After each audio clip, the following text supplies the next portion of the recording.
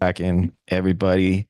Welcome to Theory Underground's YouTube channel. I just got called a bourgeois intellectual by Chris Cutrone, and it made me feel warm and fuzzy and cuddly. And like, I mean, you could probably take that in a bad way, but I think like the spirit he said it in and like the way he meant it made me feel good. And I actually appreciate what he's saying because it is true that in a sense, I have managed to kind of claw my way up out of the gutter and become something that should be called a bourgeois intellectual because like in today's world, this is what it looks like, dude.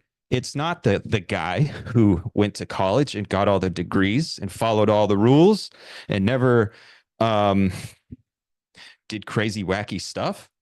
That guy is, living in the prison.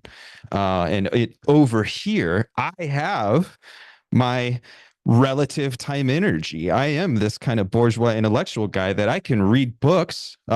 Sometimes, functionally, I can read books just because I want to read them. Like, let's take a look at what I got. I got a stack of books over here on my desk. There's no reason I'm reading these. I'm reading them because I want to and I get to talk.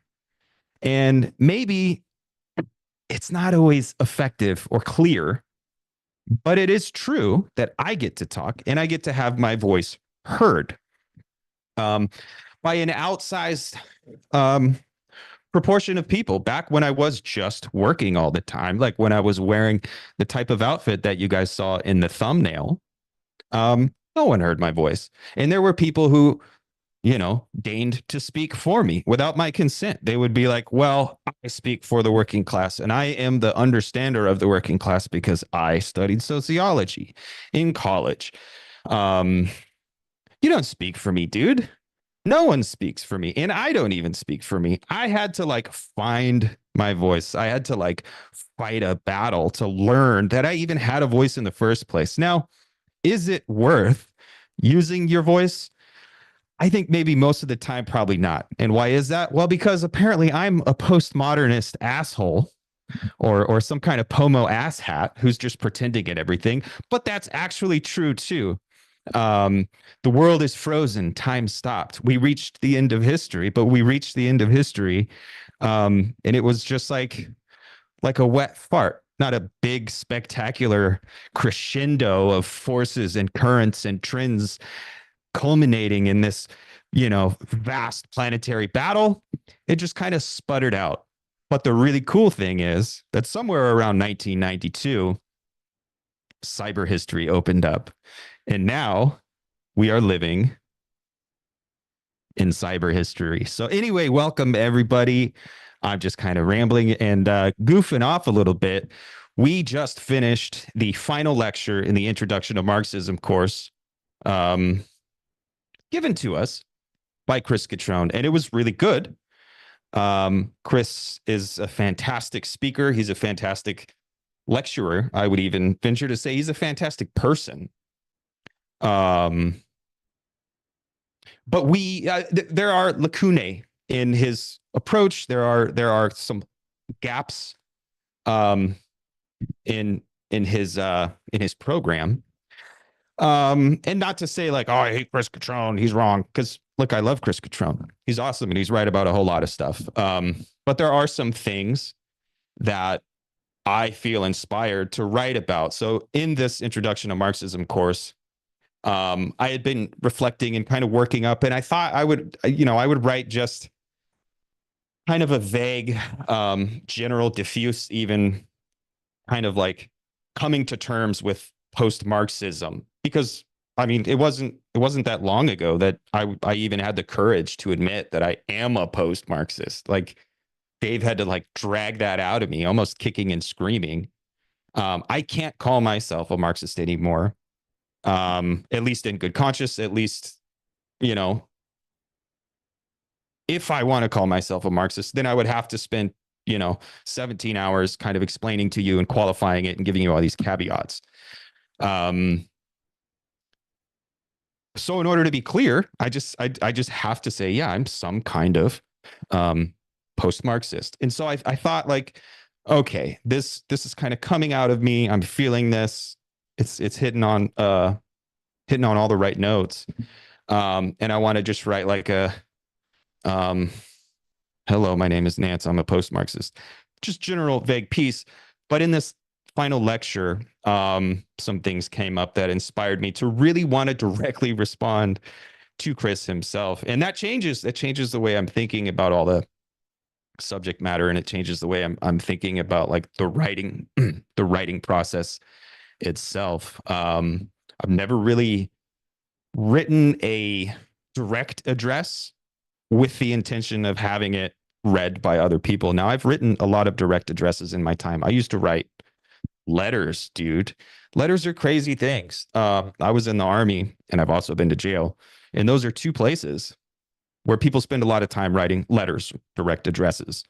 So there's like this like personal thing. It adds a kind of momentum to the missive, or to the letter, the message, because you have a concrete other in mind, and you're like, oh, I want to say this in this way to this person for this reason.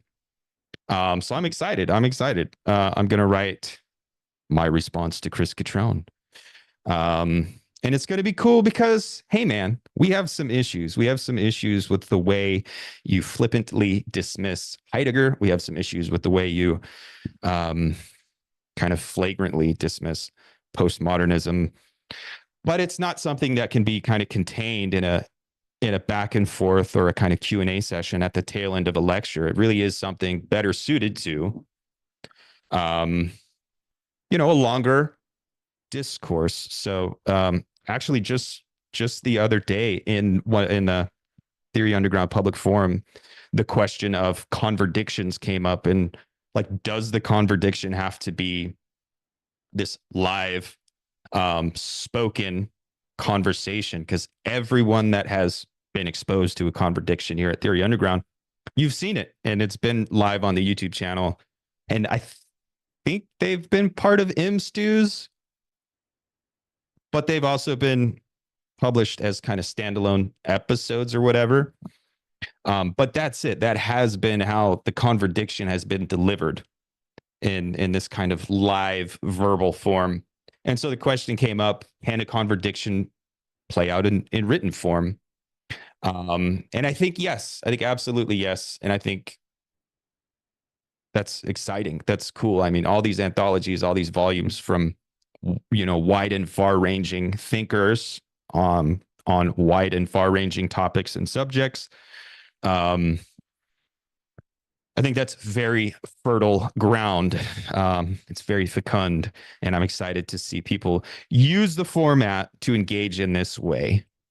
And hey, maybe I will strike up a contradiction with the man, the myth, the legend, Mr. Chris Cutrone himself. Although it's not like I want to give him a whole bunch of pushback. I just want to say, hey, now, slow down a little bit. But as you can see, we are joined by Dave himself. I summoned him. I went live on YouTube on his channel without his knowledge. I said, hey, man, I'm going to go live. And then I texted him and I was like, get back from the burrito truck. I'm hijacking your mainframe and we're going live. And he's here now. I summoned him.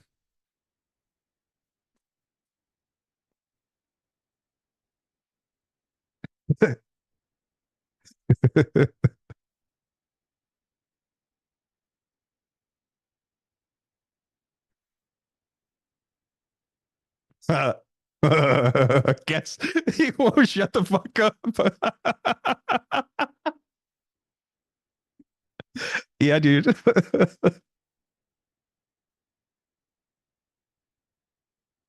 They can't even hear me. It's an affliction. They couldn't even hear Oh, me. no. I was muted that whole time. I came in. Sucks. So at you least made a funny joke, dude. Well, it made you laugh. Made me laugh. Well, hey, that means it's funny, dude. I have a good sense of humor. I know. I fucking know. What I said was he found his voice, and then I was like, more like, he can't stop talking. Whoa, shut the fuck up. Yeah, something like that. It's jokes. All right, everybody, I'm going to hit record in 3, 2, 1. So this is a podcast episode of just good old Theory Underground. What's up, folks? Got a bunch of people in the live audience because, duh, we're not going to sit here and do a podcast hiding in a little room. No, we're going to do it out in the open. And there's a lot of you all down there in the chat. What are you guys doing in there? What's up, dude? It's pretty lively, man. Yeah, What's happening, dude? Yeah. I guess this is what happens when you privilege Americans. You know, I like to do things earlier so that the Europeans can get involved. But I think the Europeans scare away all of our American workers with their, postdoc fucking research and their bad teeth and their beans on toast, like the beans on fucking with their holocausts and shit like that. Americans are good salt of the earth people, I tell you. I mean, when I think of Americans, though, I just want to say, I think of just like when I think of Americans, okay, I just think of like the best people I've ever thought of. Let me think. Like, I'm trying to think, like Obi-Wan Kenobi, just like a solid guy. Like that's Americans. Yeah, dude. Yeah. I think like every American is basically like Theo Von. Just like that. Every American is like Theo Von to me. And I could go on a long car ride with every one of you. And to the couple of Europeans who are in the chat, you guys just get out of here. Just come on. Get out, you laborer. Get out of here. We don't serve your kind here, dude. Are you joking? Get that out Rudy's of in here. the chat? Are you joking about Rudy? You just said yo, Hold on, Rudy. I just saw him, but now I don't see him. You're seeing things. I don't think I'm seeing things. Hold on. Nuh-uh. Is Rudy really here? Rudy! Yeah, where's he at? Where's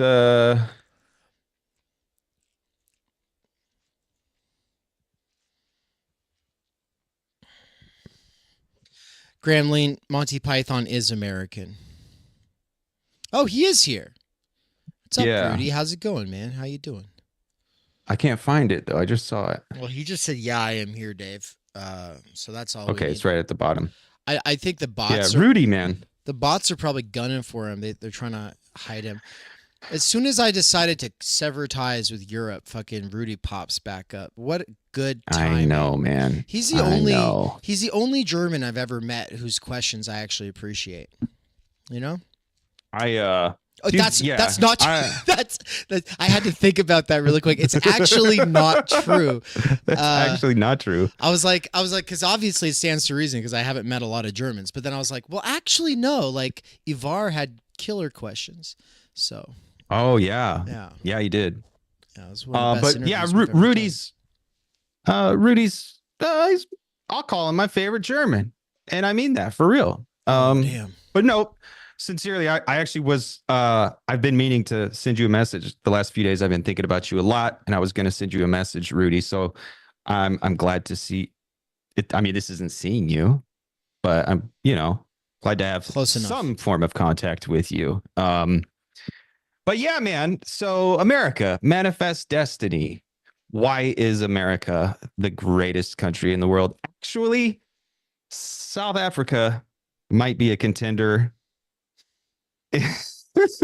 But no, I'm sorry. I was about to take it too far. Shut up. I'm self-censoring. All right, guys, listen. There's a couple things that Nance was talking about. Kenobi was not British. That I want to Bloody finger. He's not. He's American. Listen, if we like it, it's American. That's basically how this works. I think some people overthink it, but like you guys just need to understand that if we like it, it's American. This is the way it works. As the cultural hegemon, we take what we want. That's what we do. We take what we want. And if you don't like it, talk to the 149 countries that have our troops. Fucking like 700 military bases. I'm a big fan of South Rhodesia. Ow, yikes.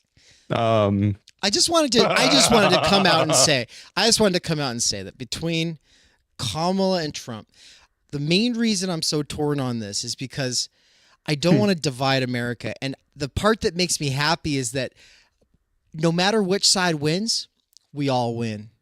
Okay, Okay. I just wanted to say that. Okay, dude. So Chris Cutrone just read. Speaking of Chris Cutrone, I heard you saying you're going to write a piece critiquing him. That's great. Okay. So Yeah. he wrote a piece. Can you pull it up, Jamie? Yeah. Can you pull it up? Let's read the first sentence or three. It's a lot of fun. Has anybody in the chat read this? Hey, podcast side. Most of you probably don't read anything. Yikes. Right? You guys don't read, right? Like you're on the podcast side of things. But Sublation Media is a magazine you might have heard of. You have read some of it, you know? Well, Chris Cutrone is I mean honestly, do we owe it to Doug Lane for knowing about Chris Cutrone? I don't think I do, but I think a lot of you do. And so a lot of people weren't tuning into Platypus until Doug was doing the Cutrone Zone on his Ablation Media. And so and he's also the publisher for Cutrone. So good job, Doug. You're amazing for that. Well, Sublation Magazine published something by Chris recently. And so for, the three of you in the audience who are like, who the hell is, you guys keep talking about this guy. He just taught our Introduction to Marxism course. He's the literal last Marxist. So we can get into that a little bit more. He's the one that had the publish this or Platypus? It's Sublation. That's what he said. I didn't see it on Sublation. I saw it on Platypus. Maybe he did both. For real? Okay. Well, if you can find it, you can find it. Basically, he's writing about well, there you go. Doug, you get that plug for no reason, I guess. But so this piece is basically saying why vote for Kamala, and it's funny because Chris got in hot water back in the day for writing an article called Why Not Trump? And I think there's probably a couple of people in the audience who are like, well, duh, fascism. And it's great to have you here. I mean, you're welcome to be here, but that's just not going to go very far as an analysis for people like Chris Cutrone. And I would say probably us too, because for us, I'll speak for myself, right? I'm getting out on this limb where I should probably just speak for myself. I just see complacency all around. I see the more centrist, sort of sellout side of each of the two, like the left and the right, and they're more radical wings. All of these things are like holding each other together, right? All of them are kind of selling different versions of the same thing. And the same thing that they're selling is the stuff that they can't really talk about. And, social democrats love to focus on neoliberalism as the problem, right? Oh, austerity, defund, whether it's the police or Social Security, defund. It's this neoliberal thing. And it often tries to pose itself as some kind of radical thing, which is why you have the sort of UBI idea that's meant to replace a lot of these different social support systems, which is actually based because they do need to be replaced because we have too much democracy. It's just probably not the way that it's being presented there. Long story short, these neoliberal approaches get pushed back from these more social democratic positions. Let's think of AOC and Bernie as kind of the faces of that. But there's also, I think theoretically, some kind of right-wing push for a more socially democratic approach to governance. I don't know how much it's actually represented in real politics today, but it's being grounded or sort of hyperstitioned into reality by Sohrab Ahmari and people like him over at Compact, right? And people think that they're like fascist right wing, and it's not true. The point is that it's people that are post-liberalism when it comes to markets. And then there's going to be a spectrum of other positions people can take that are post-liberal. Obviously, some of those post-liberal positions will be like, hey, actually this tradition had it right on this, that, or the other. Well, yeah, when you're getting a bunch of people together around some kind of economic reductionism that says something like healthcare for everybody, then yeah, there's going to be a sort of spectrum or plurality. But if you're like a fascist reductionist, all you see is fascism, and that's all you look for, you're looking for dog whistles, you're not going to be able to see this, right? You're just going to see, oh, look, they platformed this person or that person. And it's like, that's not our approach. And then the part that I'm saying is I see both sides within the left or the right, or both sides within the duopoly, the left and the right. Both sides are always complicit. Both sides are always helping. Yeah, So that's the thing with social democracy versus neoliberalism. As much as I would like Sohrab Ahmari and Compact and all those to have their way, I'd love that. Yeah, for sure. Except this is just the perpetual tug of war between neoliberalism and social democracy. And one little tiny part of Studebaker's book about how the way is shut is that the system is built so that even if anything big scale was ever done, anything like Medicare for all, the system is meant to retract it. So it's like, I think people just have this idea that progress is 2 steps forward, 1 step back. And I think it's all steps back, that everything that looks like it's going forward is back. Also, back would be great, but actually it's just down in quicksand. We just have really bad metaphors for this, and there's nothing more obnoxious than the progressive metaphor, like the idea that we just live in a fundamentally different society now because we have gay marriage. And I'm like, okay, if you are one of the rare individuals for whom that like really, really, really matters or mattered, then congratulations, I'm genuinely happy for you. But also, I just want everyone to do a little thought experiment where you think about the Hunger Games and you think about the people in District 12, and then you think about the people in District 1 and 2, and the people in Districts 1 and 2, I'm sorry, their politics are not the politics of the people in District 12. Okay, you might have a gay person in District 12, and sure, that person has the deck stacked against them in this more complicated way or what have you. Okay, and there's this part of me that's still progressive enough to actually say that matters, but there's this other part of me that kind of just is like, okay, well, considering the fact that the slippery slope argument was always supposedly a fallacy, but what we've seen in the last 5 to 10 years tells us it's not a fallacy, that it's real. Where do you stop the slippery slope? I don't know.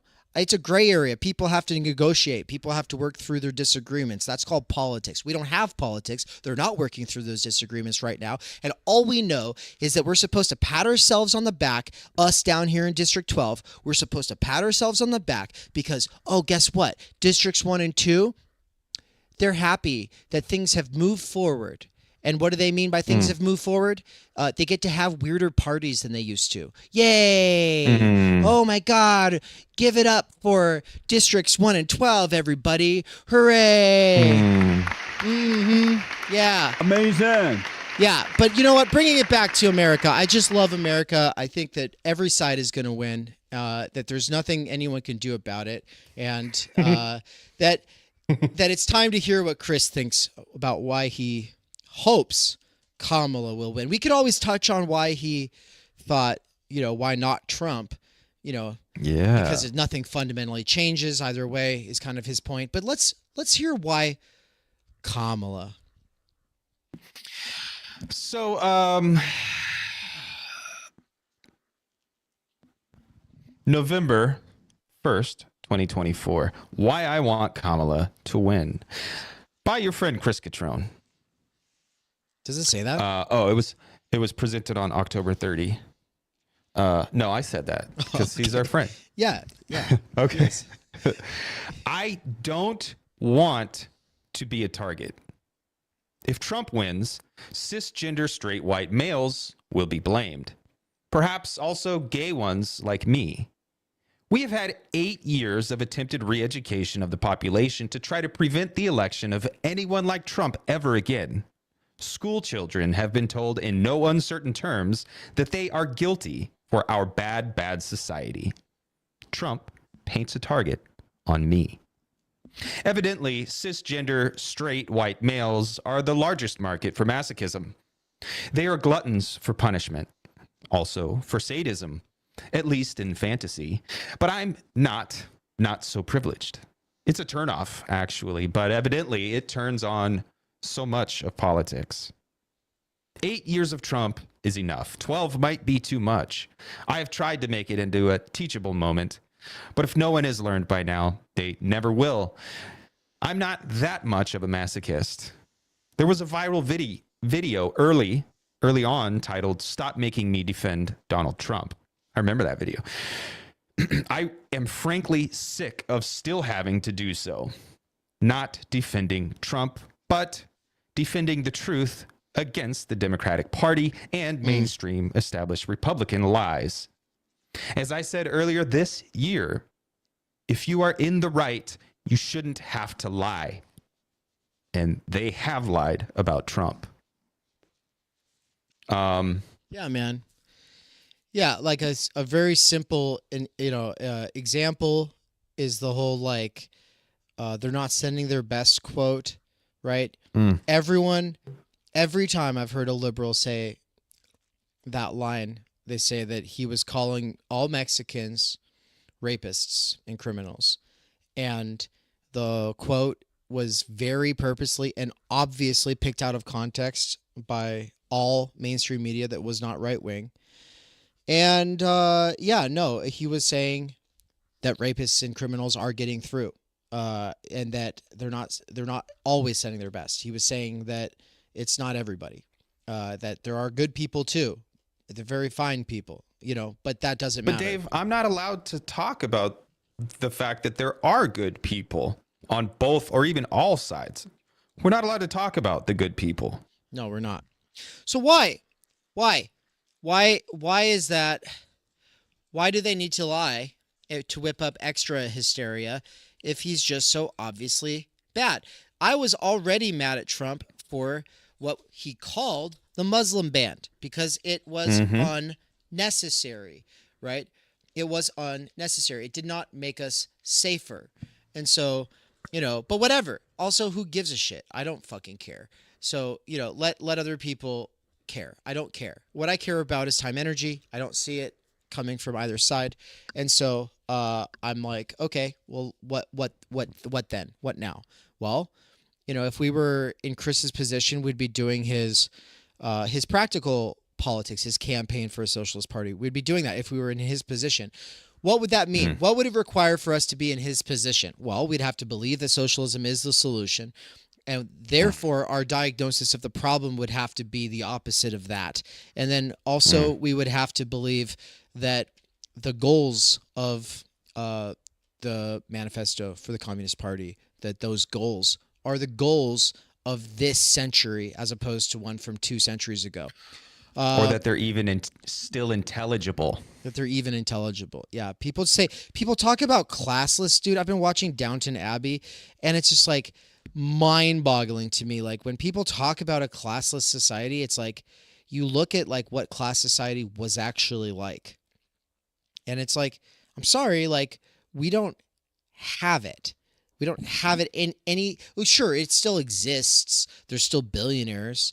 But I'm sorry, like this idea that we're in the kind of society that would generate the kinds of antagonisms that would lead to people having a natural sort of proclivity towards like the idea of a society without class, like those conditions that generate that kind of initial desire are themselves lacking. And then with those lacking, the objective is called into question. And that's one thing. But then there's obviously the means, the old means. And the old means was the dictatorship of the proletariat. And there's several ways to skin that cat or interpret it. But the point is why the proletariat? And then, so I did ask this, and Chris gave a great answer for it, but it's not going to lay my concerns to rest. Right? Yeah. I'm gonna actually get that video. Satisfactory. No, it wasn't satisfactory. And the thing is it's something that we've been on about. It's something we've been talking about. We've been going back to it. We're not going to leave that alone anytime soon. It's something that obviously he could write a piece on, critiquing. Yeah. And maybe he will eventually, but for now, it's just like to say, oh yeah, well actually in the 1930s, socialism, there was a great movement for socialism in the United States, and the proletariat was already fragmented then. Yeah, and what did we get for it?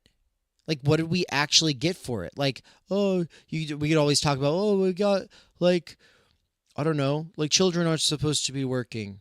Or something like 5-day work week. It's like, okay, well, we don't live in that world where children aren't working and where we have a 5-day work week. We don't live in that world.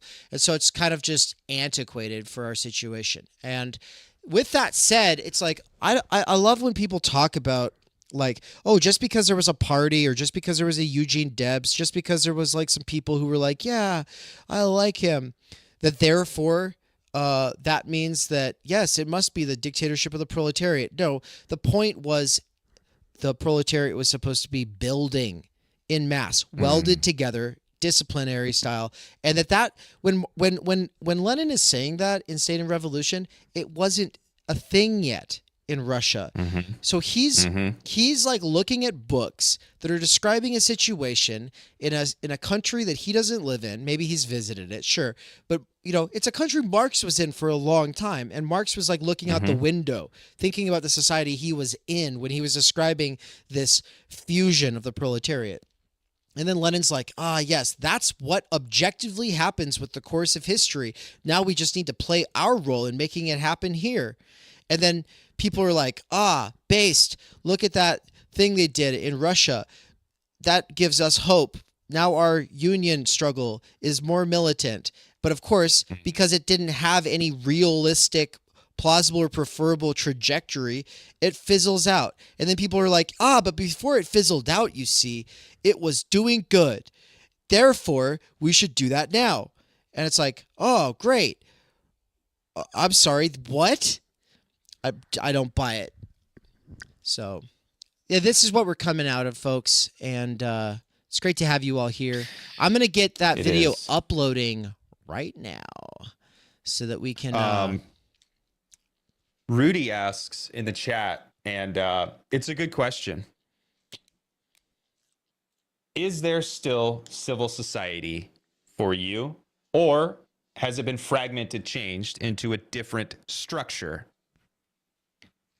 I don't think there is. No, I don't think there's a public. I don't think there's any real civil society. I think that there's like these little moments that we can have that make us feel like that's still possible. Like I've participated in those moments and they feel great. And then it's like, so what are the conditions to make that not just persist, but just like actually, actual, yeah. And I know the Studebakerian approach is going to be to say that Hobbes is basically right, that before the state, there is the pre-class fractured mass. And what we live in today is the post-class fractured mass. And it's not post-class, we always say this. It is post-2-class theory or strategy, right? Proletariat still exists, it's just not the revolutionary subject. So that's the situation as far as like we figured it out so far. There's a lot more work to be done, but what we're not going to do is say that Heidegger and Levinas and Lacan and Bourdieu and Baudrillard and Foucault are all just wasting their time. They're postmodernists. Kant did it better. We don't have to take them seriously. I'm sorry, but if Marx was alive today, he would work through them all. Probably some other motherfuckers like Rawls and Habermas. He would work through them all instead of some reductivist, oh, well, they're just that. Well, they're just this. No, he would not just like hitch an old wagon without wheels to something going in a direction you don't even know because you don't even have a compass, and then just go, I'm going to sacrifice my whole life to struggle for this thing because I like some picture I saw of how things used to be. And it's like, no, it's fucking bullshit. Don't waste our fucking time with that. No, what Marx would have done is he would have gotten to the task of actually working through those guys. And it's not just guys. There's some amazing women in there too, like Lucy Irigaray, for instance, is going to be absolutely essential, especially in like the next year and a half at TU. But this basic tension is the one where platypoids and Chris in his more provocative moments will say that Theory Underground is just this postmodern thing. And I'm not a postmodernist. I do believe that there is truth. I do believe that we can derive truths. I believe that truth is a process. I do believe that we can get beyond relativity and pure subjectivity. I do believe that there is such a thing as the good. It's just not. It's not a substance, right? Like it's one of those kinds of ideals that we can work towards. Right? These are all ideals, are things that give us orientation, and some ideals can be kind of fabricated in the moment, and other ones get us to some deep truth. And some people go, oh, well, that deep truth, it appears in these other traditions, or it's old, therefore I don't have to take it seriously. It's like, okay, well, when we're talking about truth and justice and beauty and the good, we're just talking about philosophy. Okay. And critical theory has this tendency to throw out the baby with the bathwater and say everything's constructed. And now we're all relativists, postmodernists. And it's almost like the people who do that game want Jordan Peterson to be correct. They want Stephen Hicks to be correct. And it's almost like Marxists also want them to be correct. And so on the one side, we've got Gabriel Rockhill saying, oh, well, they're CIA. And then on the other side, you got Chris Cutrone saying, well, they're derivative from Kant and Freud. You don't need to read them. And over here, it's like, I don't know what dipshit PMC literary critics you were reading or talking to, probably not even reading, in college, if even, probably just high school, that you got an axe to grind against. But we're not them. And I think that if we think that there's a there, you might want to stop and think about that for a little bit. And if Mikey thinks that there's a there, you might want to sit down. Yeah.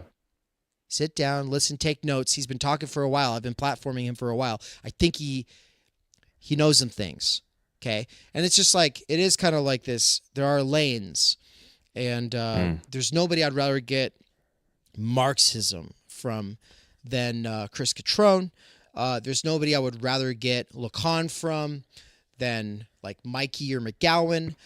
You go down the line. There are people for different tasks. And I taught being in time at Theory Underground. And so when people start saying, oh, well, Heidegger, this and that, I read Heidegger, I just go, oh, so you read him more than I did. And you have a better interpretation of him than I do. That's quite a statement. Where's the course that you taught? Send it to me. I'd love to work my way through it. Oh, wait a second. You fucking didn't. So shut the fuck up.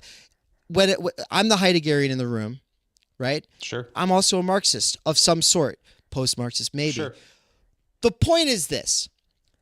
These guys all have to be worked through. And on Instagram this morning and over the last 3 days, I've had a few back and forths with some people who are saying that I can't pretend I'm not a leftist. I am obviously a leftist. Everybody I have on at Theory Underground is a leftist. Never mind the fact that Matthew Stanley and Nina Power and Malcolm Collins, they're not leftists. Some of them were never left. Other ones were, and now they're not. But never mind the fact that I don't. The thing is I think some people think, well, you can't. You're either of the left or you don't talk to people who are. And it's like, oh, actually, I talk to Christians too, even though I'm not a Christian in any sort of a sense that most Christians would accept, right? Sure. Of course, I think like in a sort of Richard Dawkinsian or Zizekian sense, like, duh, I am. But yeah, okay, that's pretty much the gist of it. It's like, well, I'm about as much a leftist as I am a Christian.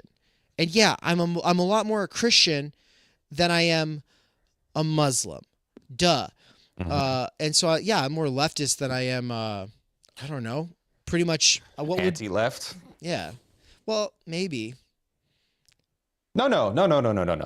Yeah, I'm definitely not anti-left, but like that's the thing is people want you to be. Yeah.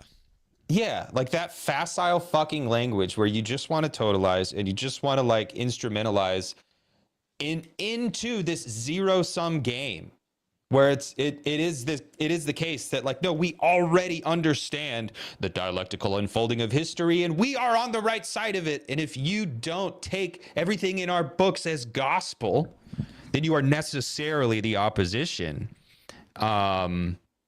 One thing I really appreciated in Chris's lecture, of the many things, I love Chris's lectures. They're rich, they're thick. There's a lot in his lectures, but one thing today that really stood out to me, they're very thick. Thicky. No, they give you a lot to work through. Like the fact is we could all spend the next 10 years just unpacking those 4 lectures. Yeah. Absolutely. They're very rich. Yeah. Today, he said like the dialectical critique of the dialectic, and how like this is the highest stage of unfreedom. What did he actually say verbatim?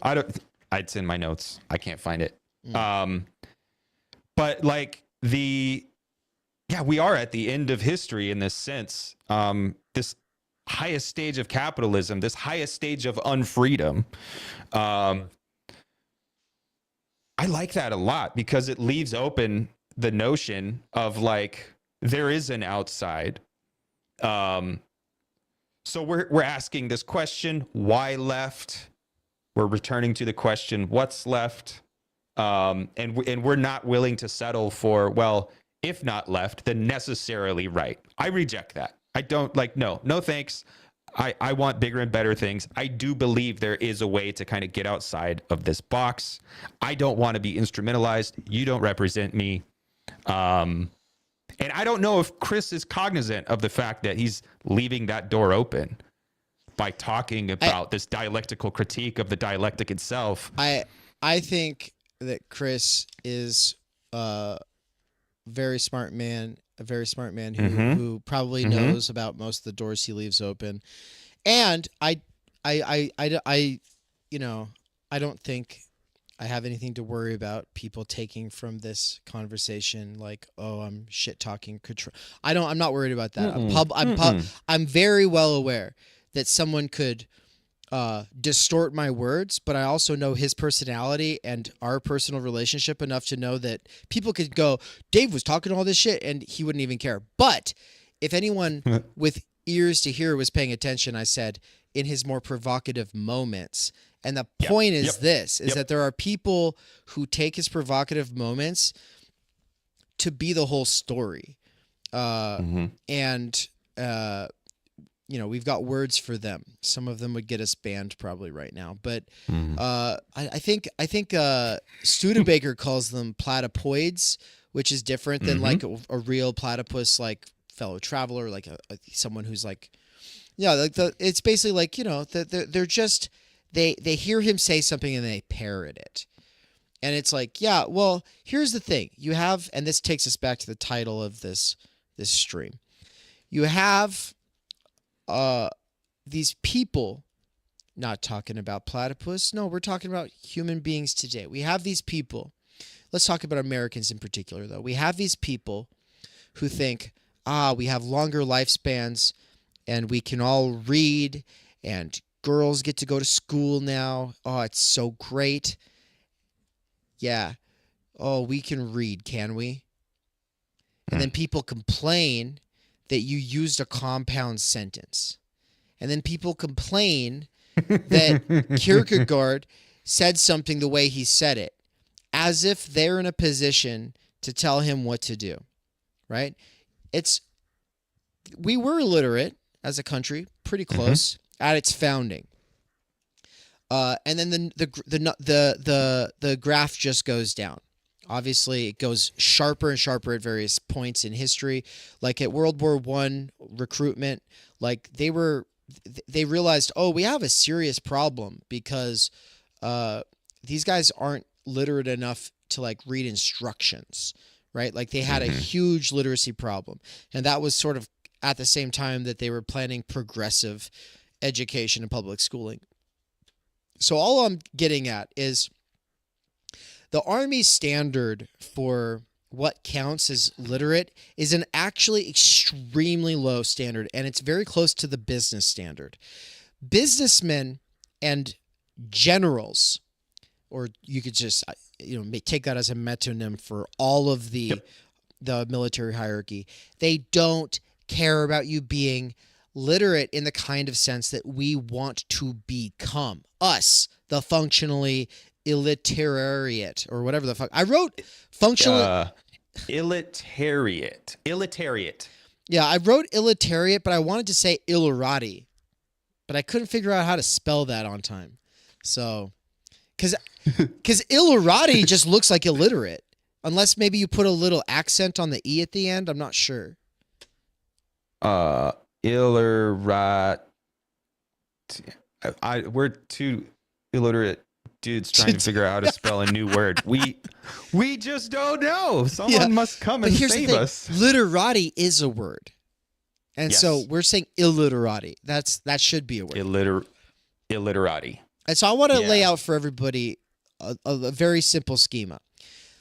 There are those who are not literate at all, and then there are those who are literate. Those who are literate can see the value of literacy. All you have to do is read Frederick Douglass or Sherman Alexie or John McWhorter. Okay? Two black men and Native American. All right? You just read them. Part-time Native. Read them, and they'll tell you about the values of going from not being literate to being literate. Now, I latched on to that because I resonated with it so strongly because I wasn't literate. And I mean, I wasn't just, as I'll be getting into here, this third category, functionally illiterate. No, I was actually illiterate for like a long time, Arrested Development-wise. And so I related heavily to the account in The Life and Times of Frederick Douglass when he talks about, teaching himself how to read. I resonated strongly with Superman and Me, or whatever the fuck it's called, when Sherman Alexie is talking about being on the Spokane Indian Reservation and he's teaching himself how to read. I resonated strongly with John McWhorter when he's talking about growing up and being told that he's white because he cares about learning how to read. Because he's reading. Yeah, because he was growing up in a black neighborhood and they're like, oh, what are you, white? And he's just like, no, I don't want to be fucking stupid, actually. That's not white. And so, and it's obviously that's crazy from his standpoint because he also knows about Frederick Douglass. He knows that like this thing called literacy is a hard-won freedom. It doesn't come, like for instance, there's freedoms where you could say, all right, now you're out of jail. You're free. And then you can walk free. And you're free to be homeless unless you can find a job and you can get rent or you have people to live off of. So it's like, oh yeah, you're free. So you're not confined anymore. But nobody can give you your freedom to read unless there's an entire institution there or a mentor and you have the time energy to do it. And I didn't have the mentorship or the institution was my issue. And so, I mean, my grandma tried a little bit when I was a little kid. That didn't work. But what I'm trying to get at is that there is pre-literacy and then there is literacy. And then there is functional illiteracy. And I posted my classic piece, Functional Illiteracy, on Substack, on the Theory Underground Substack today. Maybe you could pull that up and read just like the first couple sentences while I finish saying what I want to say. Because I wanted to say there's these three categories of not literate, literate, and functionally illiterate. And what I would like to do is maybe complicate it and further flesh this out, because then there's a new category, I think, that comes from like within each of those three categories. there's knowing that you are versus not knowing that you are.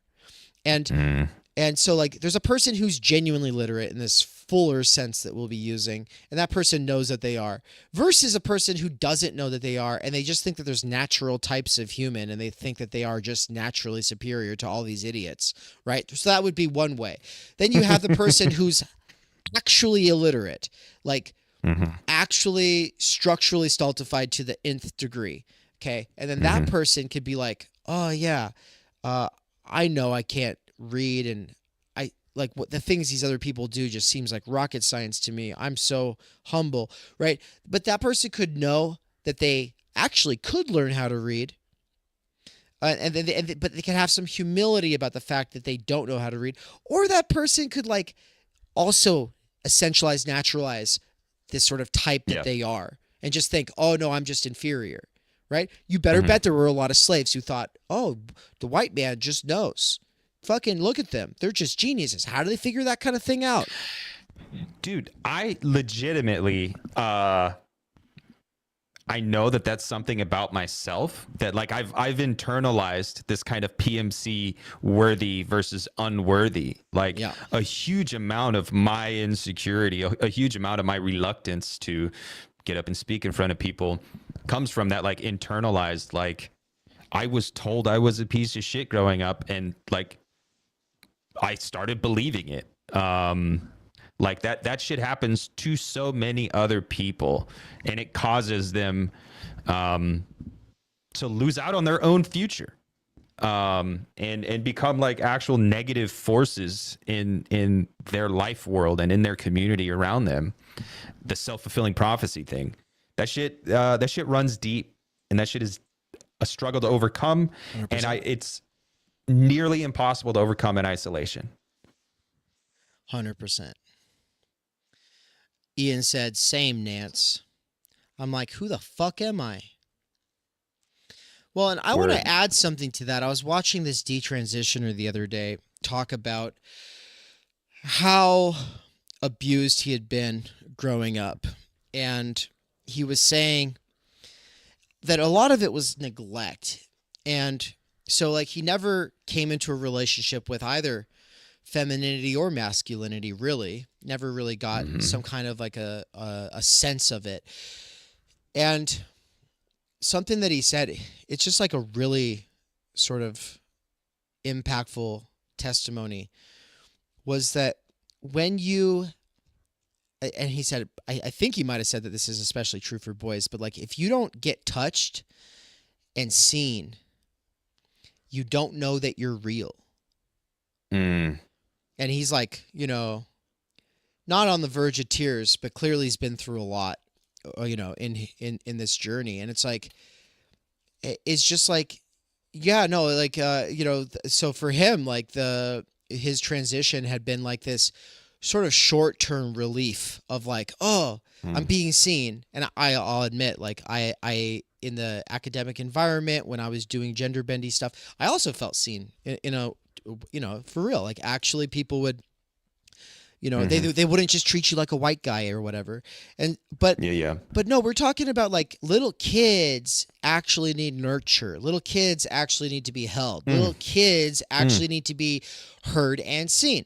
And what we're dealing with is a time energy structural issue, right? The stultification of our time energy, meaning your parents are just like, they're like basically like cop roommates, you know.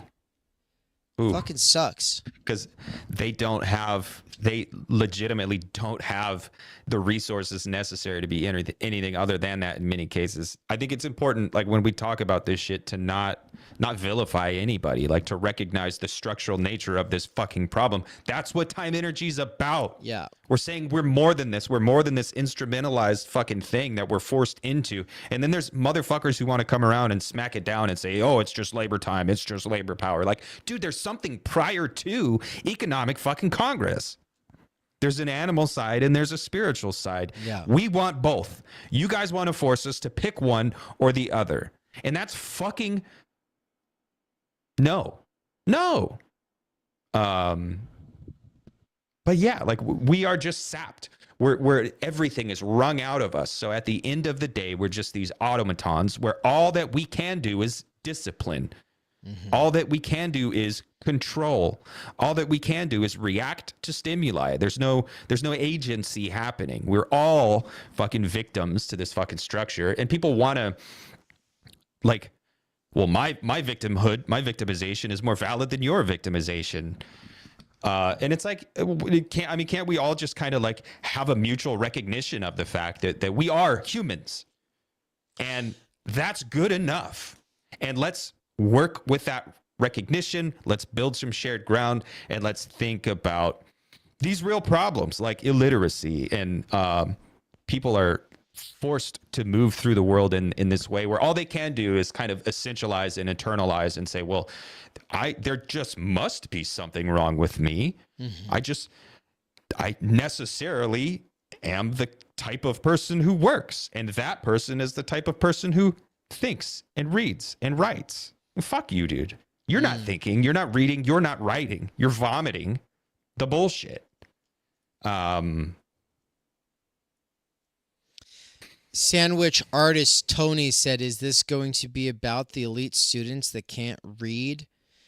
That is newsworthy. It's topical. It's trending. So it's actually worth touching on. And sure, yeah, we'll bring it into relation with that, because that is sort of what we're getting at. And so a couple of things I'll say really quick before we turn over to this article. I love Ivan Illich and Marshall McLuhan. Both of them are these sort of 1960s figures that were like there at the time of television, going much bigger than it had been. And both of them are very bookish men who are critiquing bookishness itself. And they both do it in their own ways. For Marshall McLuhan,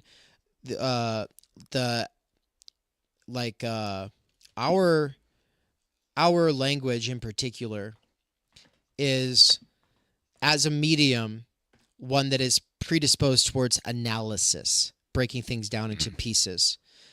So like not like pictograms and hieroglyphics and stuff. No, it's our alphabet. It's going to be special.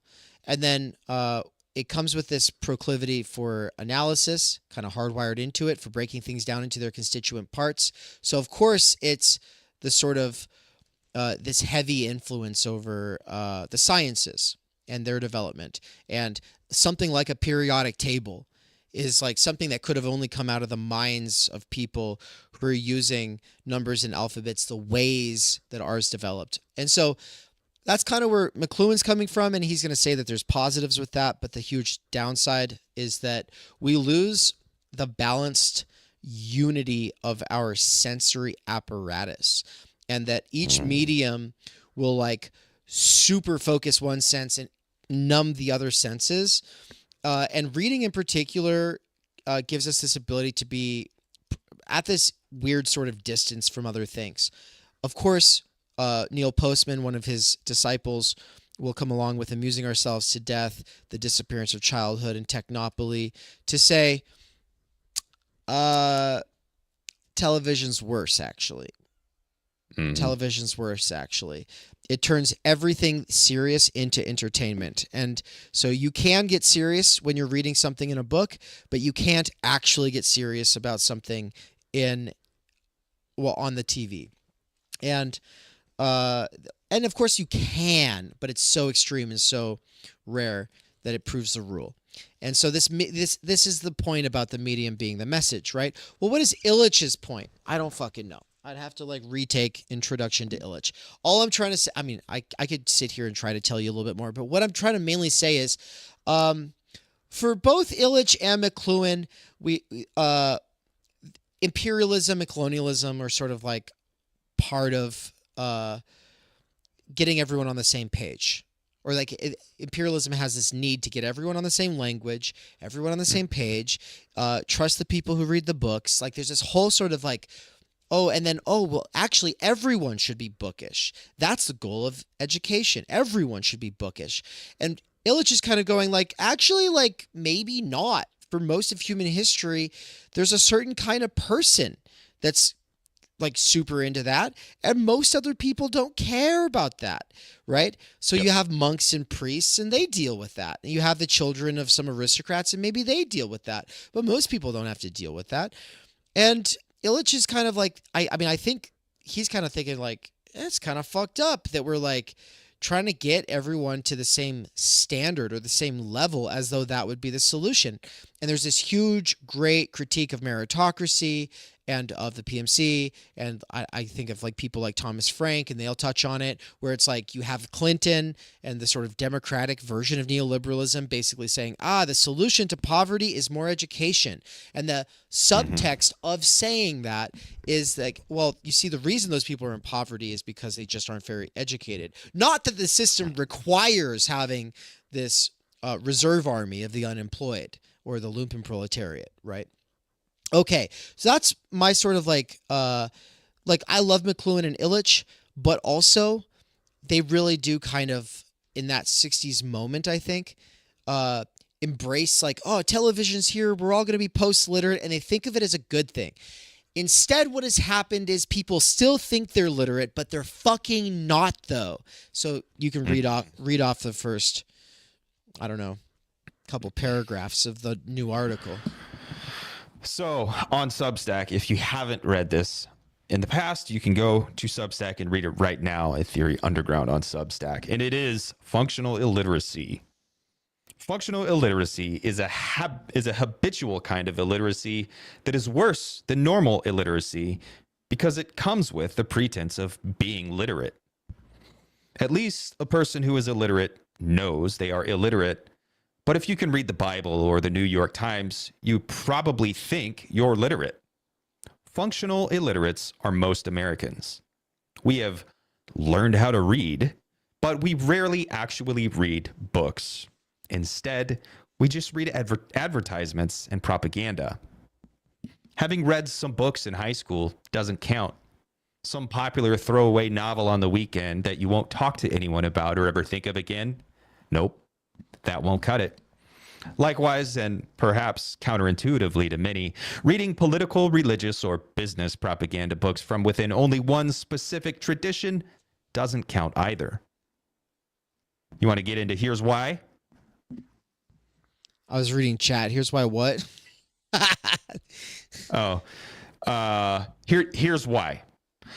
When you sit down and try to read something on your own without having a basis in a wide diversity of texts that represent or critique different interests and perspectives, the text appears transparent.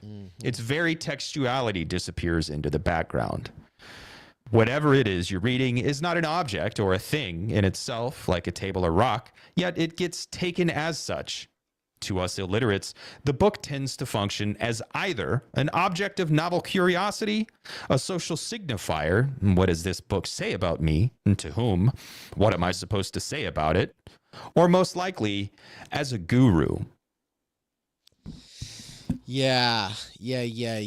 So functional literacy is the inability to interpret and to read, knowing that you always have layers of filters, operating assumptions, presuppositional frameworks, and that you bring that to the text, that belonging to a certain generation, belonging to a certain culture, even belonging to a certain family or church or school can really, it's not just coloring. I hate this, as a metaphor. We say, oh, it colors your reading.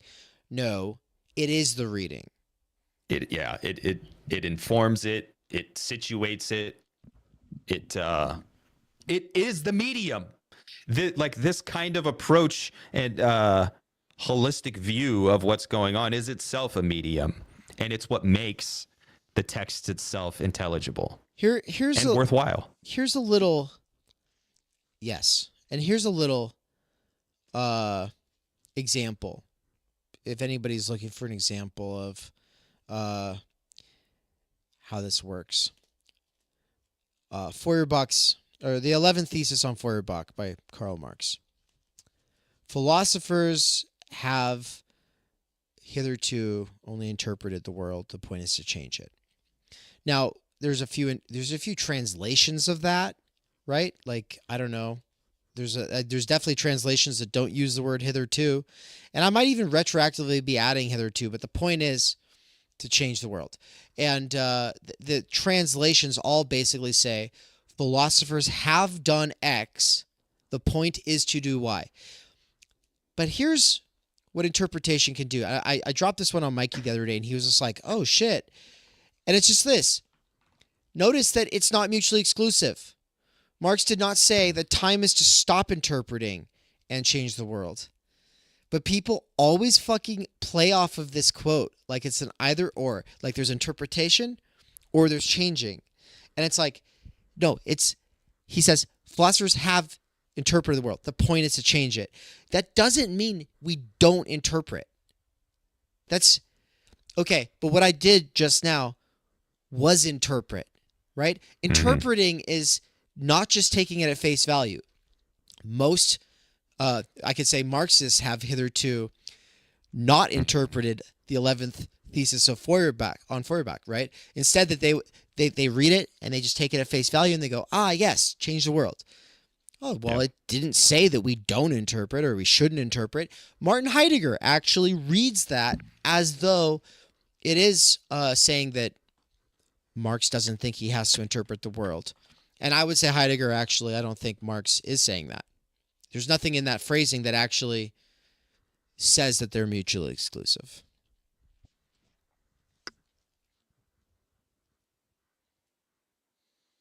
Got Ian shouting out the porque no los dos. Why not both? Yeah, man. I think turning everything into a zero-sum game so that it can be operationalized, so that it can be instrumentalized. I think most people do it. I think most people do it because that's the world that we live in. Like we live in this world that is kind of determined by market logic that is downstream of our exchange and production. And these are kind of two things that work together to create a world that is a zero-sum game. Everything is a competition. And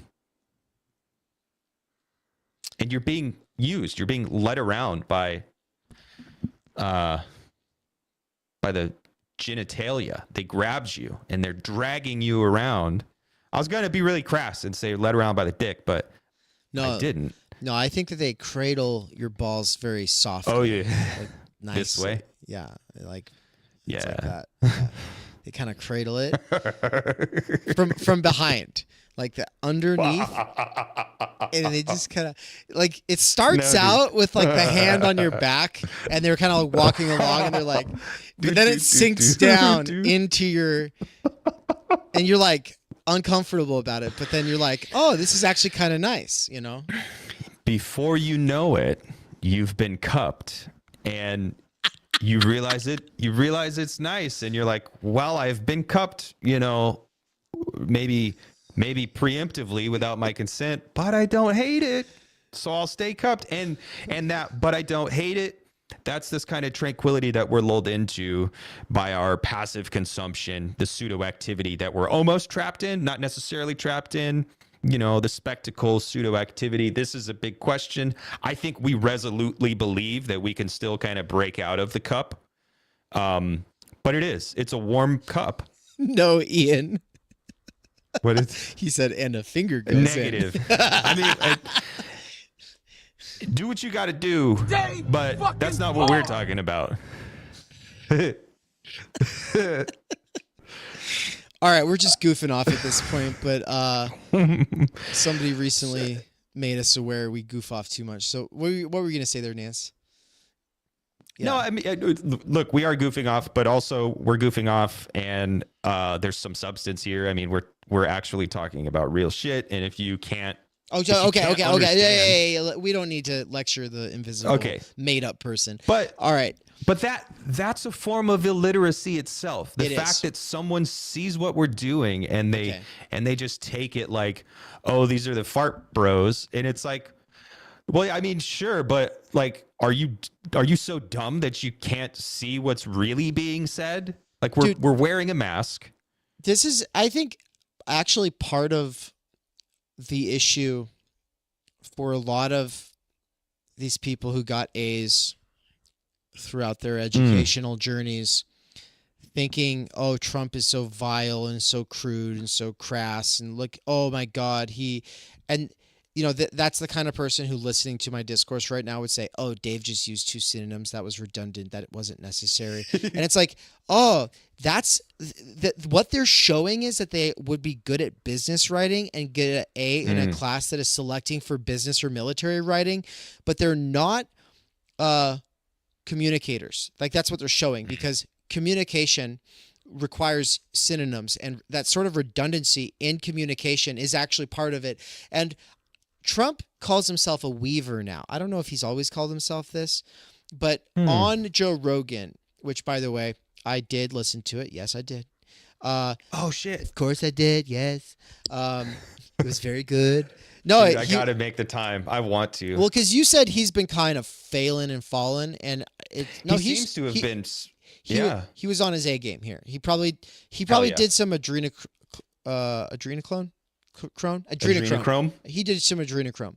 I think probably. Fuck yeah. I think probably. It's probably that, and then like some fucked up shit at Epstein's Island with whoever's running that show now. For sure. I'm not saying that he's a great guy, but he was on his A game, and he was very charismatic. He was able to hold a 3-hour conversation. I think he's 100% correct that Kamala wouldn't be able to do it. And Joe is Joe's very fair. He's like, well, I'll talk to her. I'll give her a chance. I'm genuinely interested in hearing what she's got to say. And Trump's just like, she won't be able to do it. And he's just like, oh, we'll see. Well, I would like to see it, but here's the thing. I don't think it's going to happen. She can't talk for more than 20 minutes, but him calling himself a weaver on the Joe Rogan podcast quilts his meandering style differently, because if he's actually aware of that, that's one thing. Second of all, he might not have been aware of it, but then someone in his campaign team was like, hey, dude, do this. Talk about how you do this. And that quilts it differently. So the strategist, hats off to the strategist, because it literally quilts. His speech is different. He said people get bored if you don't stop along the way to the point and embellish with random jokes. And look, Zizek does it too. And when people are trying to follow Zizek along, if they are bad at attention span, for instance, there's people who've been watching this whole time, but they cannot hold the threads we have going. We have this Cutrone thread, this post-class fractured mass thread. We have the literacy versus functional literacy versus illiteracy threads. We have, there's all of these threads that we're currently holding on to while we're weaving. Zizek does that too. He'll stop and he'll tell jokes. It's like reclaiming conversation. That book by Sherry Turkle, it's like one of those essential doxological artifacts in critical media theory at Theory Underground. So we reference it all the time. Chapter 2 of Waypoint, I believe, actually engages with a framework she presents there. I bring Levinas and Heidegger into it. That book, Reclaiming Conversation, is super important today. And I think part of the task of reclaiming conversation is people realizing real conversations are longer form. They don't function within those same kinds of business or military sort of propaganda, news cycle, or advertising sound bites constraints. No, they're these sort of living, breathing things. And so thank you for taking that argument with the invisible critic and looping it back into what we actually are doing here and pointing out that kind of critique, oh, you guys are just doing fart jokes, is actually missing the point of no, actually you're illiterate, right? Yeah. But no hate, man. We're that there's this implicit understanding that we're fuck it. Hate. All right, dude. Fuck you, dude. Hate gets a bad rep. The hate gets a bad rep. Think about it. Everyone's like, "Oh, we can't be hateful. Oh, we can't be hateful. If we're hateful, we'll be racists." Nah, man. Fuck that shit. Let's be hateful. All right, that's bitch shit, dude. Watch your fucking mouth, dude. For real. I mean, we could be all nice and do the kids' gloves things, but watch your fucking mouth, dude. Don't be coming at us that way, because that's bitch shit. Yeah, nut up or shut up.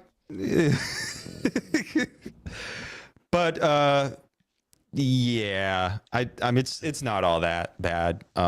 Maybe No, it's maybe the we were worst, all having man. a bad No, day. it's the worst, dude. It's literally the worst, dude. This shit has fucked the me fucking up, worst. dude. Like I last know, night, dude. I got to sleep at like 5 a.m. I had to wake up at 6:30 a.m. and I couldn't stop thinking about it, dude. It has kept me up for the last. No, I'm joking. All right. I just realized I can't do dry sarcasm too much because our audience is Americans. People don't. They get can't. it. They can't do that. That's another kind of illiteracy. Yeah. It is. It very much is.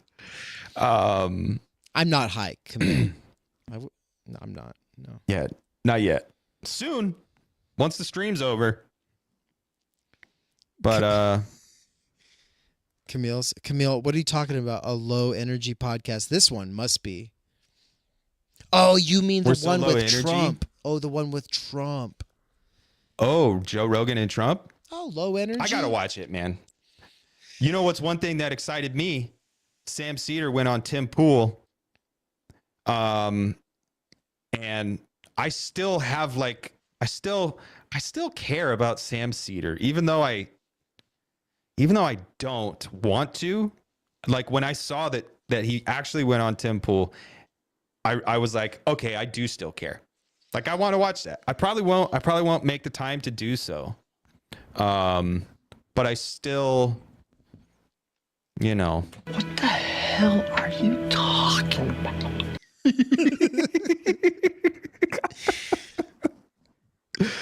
Dude, I got a couple new ones. Check this out. Let's see if this is the one I think it is. Degenerates. You will turn into monkeys. I forgot I have that one. Degenerates. You'll all soon turn into monkeys. No, let's see. Oh, this one. This is the one I wanted to show you. Check this out. I don't dislike him. I just don't like him, which is quite different. I don't dislike him. I just don't like him, which is quite different. I feel that, dude. Like, it's not that I actively dislike a lot of stuff. It's just that I passively just don't like a lot of stuff. With Sam I'm on board Seder, with that. With Sam Seder, this quote does not apply. I don't dislike him. I just don't like him, which is quite different. No, I actually actively You do dislike him. And it's funny that we've been able to stay friends through it all, But like I think both of us realize it's bullshit and it doesn't really matter. Yeah. Probably. I think so. Here, I would talk to him, but never on his show. I think that he's just a fucking asshole, man. Like I think that he's a fucking asshole. He dismisses people in a very cruel way, really. Yeah. And it's gross because he does this very kind, very caring, very charismatic uncle type figure, but he just totally shoots down people. He's like, "What? What are you talking about?" And it like turns them into the motley fool, and it's cold-hearted. But what's up, Swole? Swole, what's up, By the way, man? There is. Oh, what? Oh, that's the by the way. I saw Swole. I was saying, by the way, what's up? That's the by the way. There is this sort of like, my proxy smart guy. Look, he's got glasses. He looks kind of Jewish, and he thinks that this is stupid.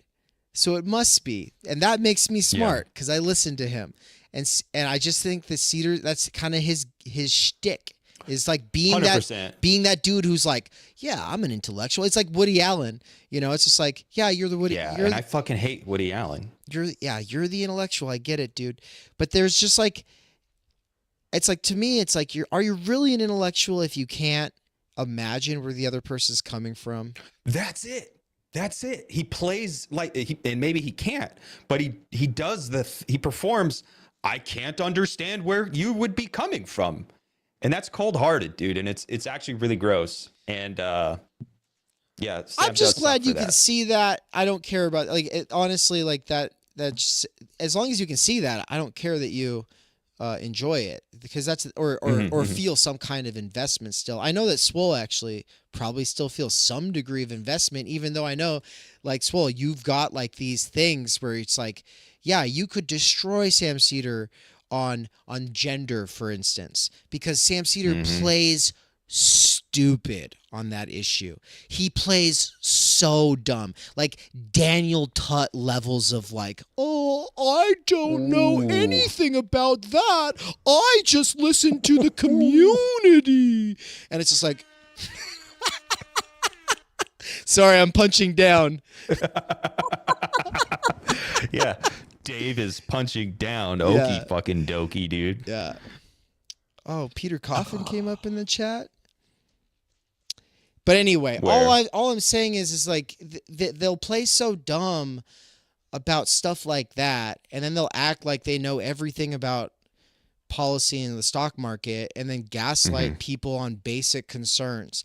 Like the kinds of basic concerns I'm getting at are like if a person's like, hey, how do college students getting debt forgiveness actually help me and my family when I either paid it off or I never even went in the first place?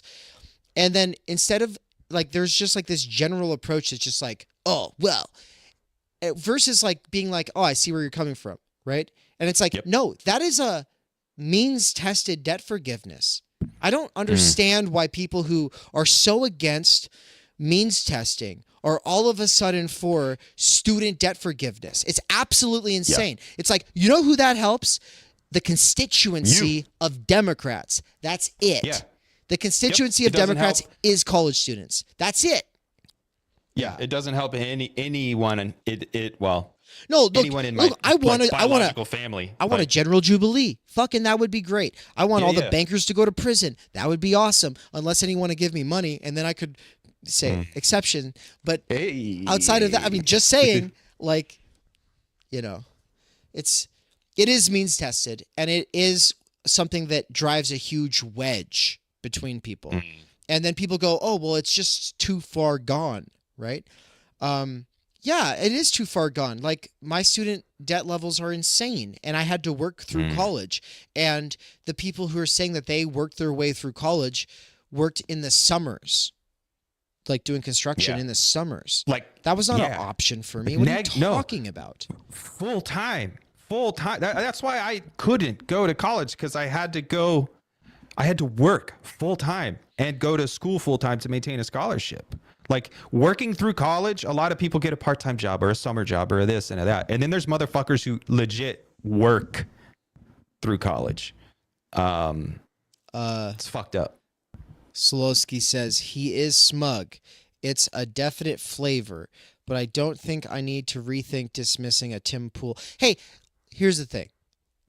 I am not making universal sort of normative statements.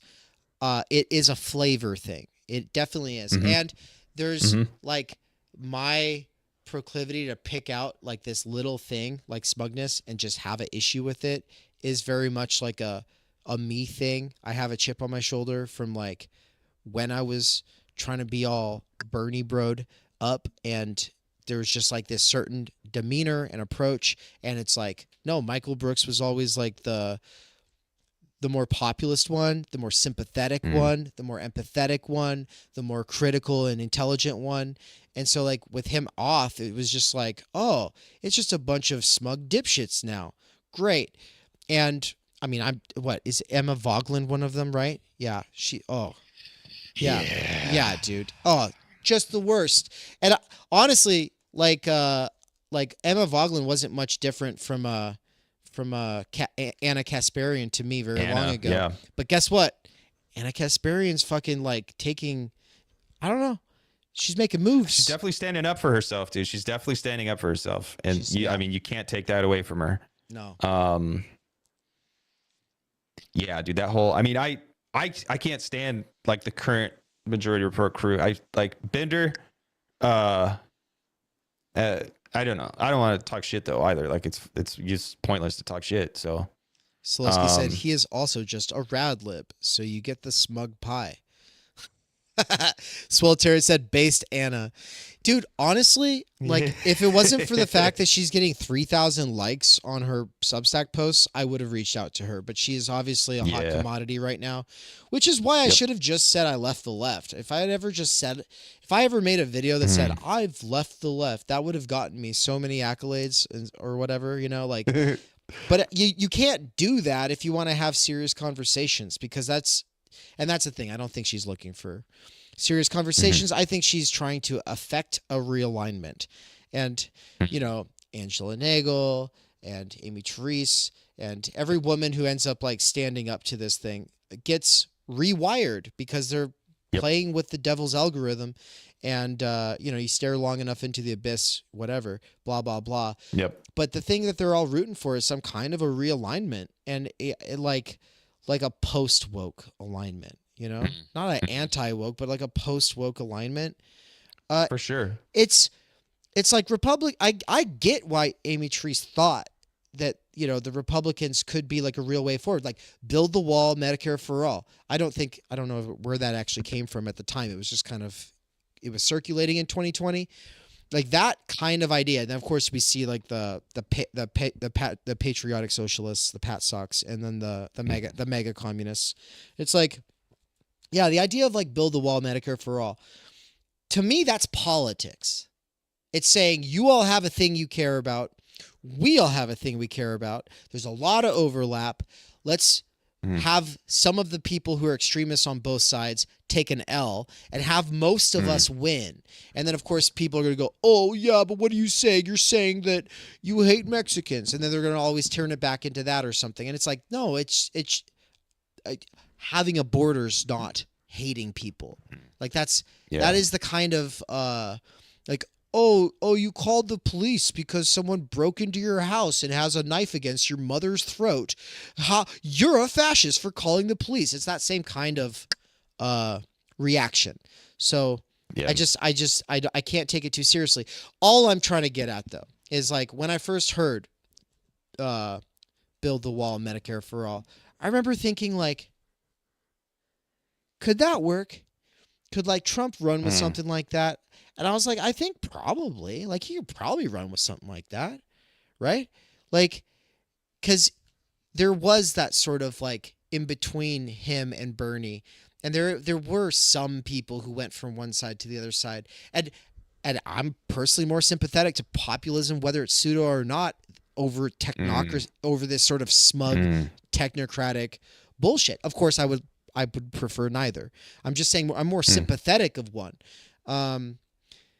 So with all of that said, I think that the realignment idea is important because we talk about the Southern strategy now. Oh, the Democrats used to be racist, but then there was the Southern strategy.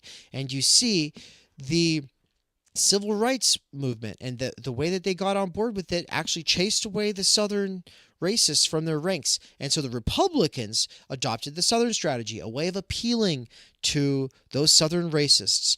That's the narrative. And you've probably heard ContraPoints say it back in the day. Okay, that narrative about the Southern strategy is a narrative about a realignment. It's a narrative about how a party that was racist became the not racist and now anti-racist party. Of course, from my standpoint, they never stopped being racist. Never a fucking day in their life. They're still the most racist party that ever existed. It's a two-party system, but I see them. I mean, I cross my eyes. I can't see a difference. They're both racist in the way that I mean. Yeah. But of course, Republicans today are the ones that are like, actually, you know what? Hey, you know what? MLK, content of your character, let's go. I'll treat you like a person. Let's go. The law shouldn't be thinking about those kinds of things. The law should just be looking at what you did and thinking about that. It's very idealistic, and you could pick it apart for those reasons. And that's what CRT actually, in its sort of steel-manned version, actually is trying to do, is pick it apart on that basis. But no, like, as far as I could tell, the least racism is coming from the Republican side. This is indisputable to Well, me. This is indisputable to me. I know that I got to stop really quick. I just want to say to a couple people in the audience who are going to lose their mind over that one, it's indisputable to me at this point. Are you fucking kidding me? Democrats are the ones going around telling everybody what color they are, constantly trying to tell you how you have to treat people on the basis of how they look.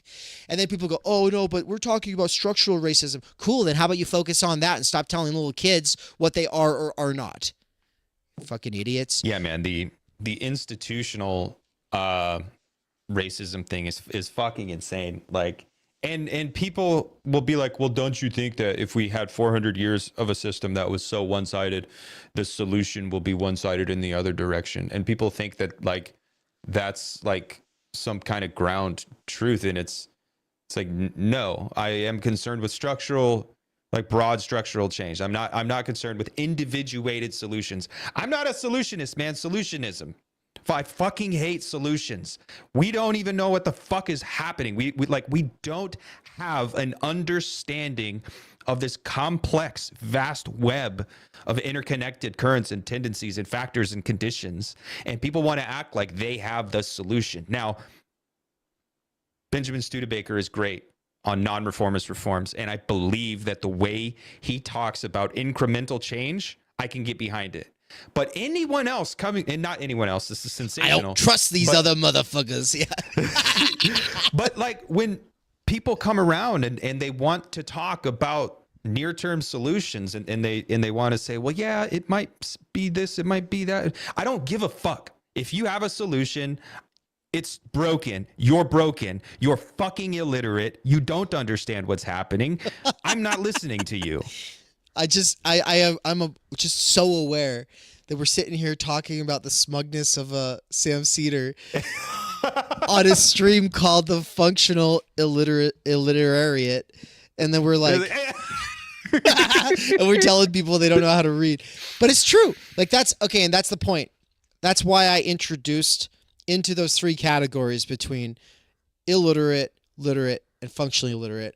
I introduced the at least you're aware of it versus like you're not aware of it. And we're on the functionally illiterate side, but at least we're aware of it. That's all. That's all we hope you ultimately take from this episode. Yeah. And so when people come along and start, I get these emails every once in a while where a person's like, hey, Dave, I know you're always talking like we don't really know and we should like be taking notes for lectures, but what you're not thinking about is how some of the people in your audience are actually really smart and accomplished. And I've written lots of books. Look, I write and write and write. I got so much going on and I've got a degree. And then I'm like, oh my God, dude, nobody who's ever impressed me did it that way. And I can't imagine being like cold calling someone and being like, I wrote a bunch of books. Like, it just seems kind of crazy to me. Check me out, dude. I'm super dope. I did all this dope shit. I'd be an asset. You got to check me out. Fuck you, dude. I feel humility, bad, dude. The moment I hear Nance saying "fuck you," have some humility, I instantly feel bad. I'm like, guys, I'm encouraging the worst tendencies of my audience. But But here's the point: it's like I feel bad for that person. I expect that I expect that person. This is an archetype. It's not a specific person. I'm not beating on any one person. This has happened multiple times. By talking about it, I'm hoping that some people who are wondering how to collaborate it to you aren't going to do it that way and will realize that the right way to do it is to just literally take a course, to binge some back content, and then write something fucking killer that actually makes us go, oh. Because when I read certain things by certain people, I see the choices that they're making in their writing. I can, like, okay, I'll use Studebaker. He keeps coming up. He's the new co-host of our new show, Why Left, right? And if you read The Chronic Crisis of American Democracy, The Way Is Shut, and you've actually got some political philosophy under your belt, like maybe a decade's worth, you're going to see he's making choices. There's very deliberate choices. Like, I mean, as simple as saying oligarch instead of Like he'll use the term oligarchs. Okay, that's a choice, and it's a good choice if he's trying to reach a certain audience. And so it's like there's just all of these things that you see.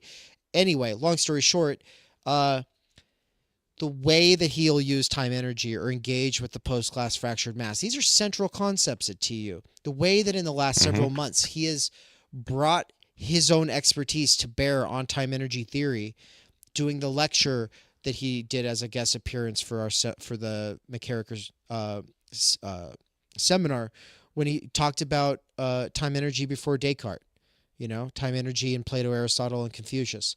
That kind of shit blew my mind, right? The stuff that he writes and the presentations he gives and the way he's able to loop it into the work that we're doing, and not in a heavy-handed way, and not in a way that makes it like, oh, he just put those two words together. No, he knows what time energy actually is. He's not just putting the two words together, which is a thing that you see people do.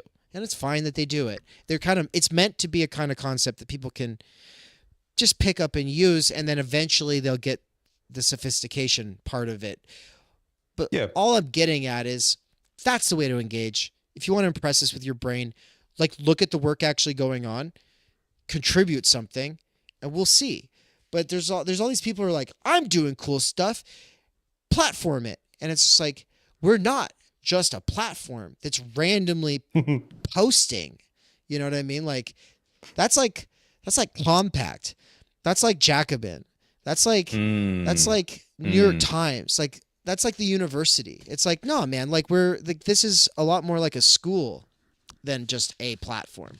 But we don't call it that because it is also actually our own little self-platforming exercise, Well, and yeah, like it's Theory Underground has been totalized by it's just constant, nonstop. People are, oh, it's just a podcast. Oh, it's just a YouTube channel. Oh, it's just this, outlet for, disgruntled people who maybe think of themselves as left or former left or enlightened centrist or whatever. Like, it's just a this, it's just a this, it's just a this, it's just a this. And it's not just anything, bitch.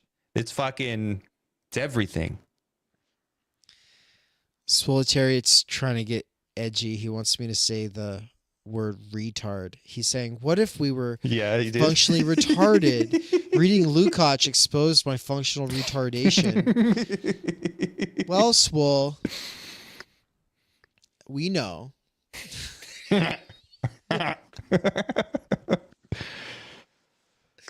We know.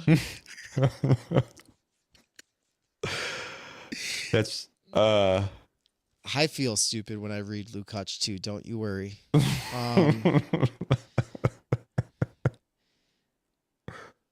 Look, this is fucking funny. I was mentioning this the other day. I don't mind mentioning this on air. Swolitariat and One Dime are trying to like treat TU like it's some dirtbag thing. Like, they come around. Yeah. We don't fucking sit around calling things retarded on this. We never do. But people act like that's what we're doing. They come around and they're all like, oh, retard this, retard. Bitch, we don't fucking talk like that. What are you talking about? Yeah, I've been thinking about that a lot lately, and we've talked about it some. And I was raised right. Thank you very much. My mother would be offended. Yeah. I think I think it's easy for some people to just kind of dismiss us and just say, oh, those are dirtbags. I'm not a dirtbag, dude. Like, fuck you. I know there's like, I mean, like, I'm dirtbaggy, but I'm not trying to be, dude. I'm trying to overcome it. I'm trying to escape it. Fuck you. I'm an illiterate idiot, and I know it. And this process is getting out of that. I'm not sitting back and like, let's be the cool, edgy fucking dirtbag guys. Dude, fuck you. Those guys suck. Dude, they do. Like they do. First of all, I mean, I'll say they suck, but also I would go on, Cumtown or whatever. But oh, for sure. They suck. But I would also go on there, Fuck yeah. Yeah. But I mean, I would probably have to, I don't know, do a bunch of edibles beforehand to kind of just, to have fun with it. except unless I could bring you on. I think if I could bring, that's the thing is like we have a dynamic where we blow can up the spot though. we can clown together like this. It's basically like angry joking is like the whole set. It seems like we're and then backing out of it, constantly like committing and then like pulling back. No, hold on, no. All right, guys. But look, it's also dense. What we're doing is also thick, and if you can't pick up on it, if you're just here for the vibes, that's cool too. That's cool. But like we're also kind of working things out, and these threads are here. These threads exist in the conversation, so don't sleep on what's going on. I only am worried about one thing, with you saying that you're dirt baggy, but you're not a dirt bag. I think that's important. First of all, a distinction.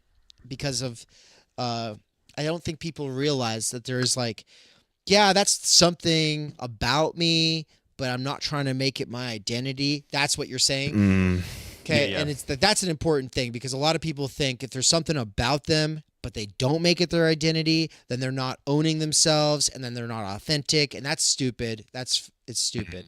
No, you don't have to own every little thing about yourself. Fuck that. There's all kinds of shit that I do where I'm like, God damn it. And then I'm like, no, that's not going to be my identity. But there is a sort of determinate negation, right? Like, For sure. I'll use an example. I binge on sugar a couple times a week. And it's never just like, it's like, I know Swoltary in here giving me health advice and shit all the time. And he's going to be like, yeah, well, if you're feeling a sweet tooth before bed, just eat a Widow gummy and then you'll be good. And it's like, what's going to happen is I'm going to try that for a few days. And then I'm going to go and eat like 6 chocolate bars. And the whole time I'm doing it, I'm not even there. Okay. I'm not even there. It's like, I'm not there. And so like nobody's home, right? There's not like this moment of like, oh, what am I doing? It's always like a little bit later. There's this whole stack of like wrappers and I'm like looking at it and I'm like, so I took a picture of it last week, right? And it wasn't like whole chocolate bars. Don't get me wrong. Like I had like these little guys, but I ate a bunch of them. It was way too many. And I was like looking at it. So I took a picture of it. I was like, I'll remember this one. And I have to say that because it's like, I also like whenever I spend money that I shouldn't be spending and they say, would you like a receipt? I always just kind of lean forward. This is like my dad joke. I kind of lean forward. I say, I'd prefer not to remember that I spent this money.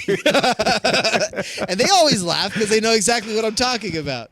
I don't need any reminders. Thank you. But all I'm saying is like, yeah, I do that. Does that mean I should start a TikTok account where I fucking eat chocolate bars and say I'm proud of it? No, fuck off. Yeah. Like that's what capitalism wants me to do. And it also wants me to do the opposite. Be like, no, I'll start a health and fitness channel and I'll start. Okay, guys. So bringing it back to you're dirt baggy, but you're not trying to be a dirt bag. The reason I wanted to bring it up in the first place is just to let everyone know. There's a handful of you I know. You were thinking, oh, I could really help you be less dirtbaggy. No! I'm good.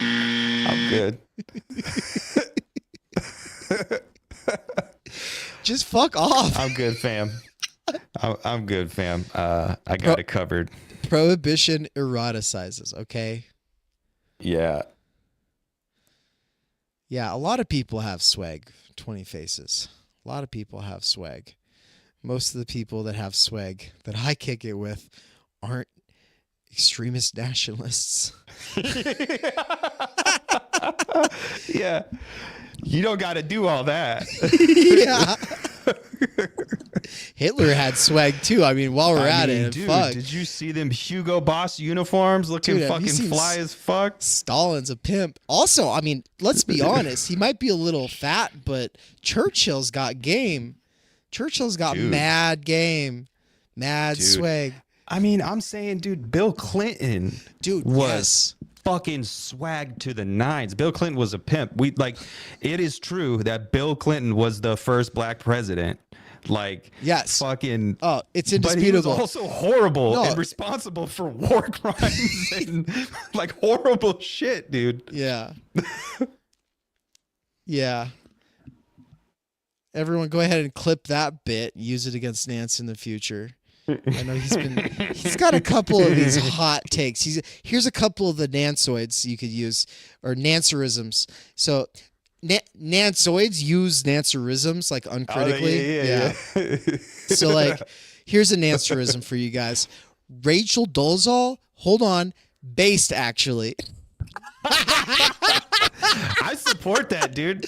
I Yeah. stand behind No, dude, that, that's the dude. thing. That's why we got to get Dr. Adolf Reed Jr. on here so you can go, I read your piece. I agree. Except But have base. you considered? Yeah. Base. Yeah. Like, I get it. support Transracial. it. I get it. Why is transsexuality a thing, and transgenderism a thing, but not transracialism? I get it's weird, Adolf, but check it out. Based, actually. Let's have transracialism. And then you could start calling him your brother and other things.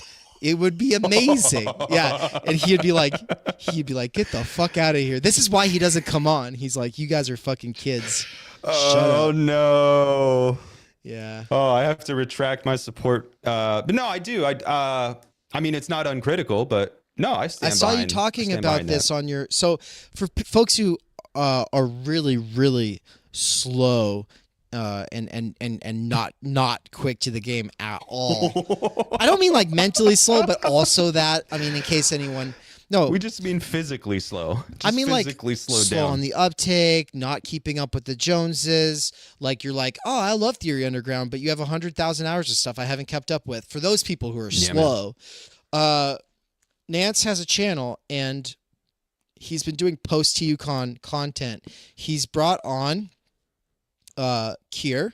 They just did an episode together. It was a stream actually, and then this morning. Nance played one of Will's presentations from TUCon, and That shit was fire, dude. the part I caught was really good. I was like, dude, this is going to Human Futures. This is going to be so good. Yeah. Yeah. This is No, gonna it's be it's so very, good. very fucking good. Will, I like Will a lot. I'm hoping I can work with him on this fiction thing because I think he's good. He's very He's well good. suited to narrative. He's got it. He's got it, man. But Why is it yeah, so and, dark in here? I just realized, Jesus, I'm like in a cave. The sun went down. That's what That's happened. why. Yeah, this was not so dark earlier, everybody. I'm not trying to look the way I'm actually You appearing. look fucking scary. I'm freaking people out. People are gonna be like, Dave became a landy and now he sits in a dark room and does streams with Nance saying words like retard.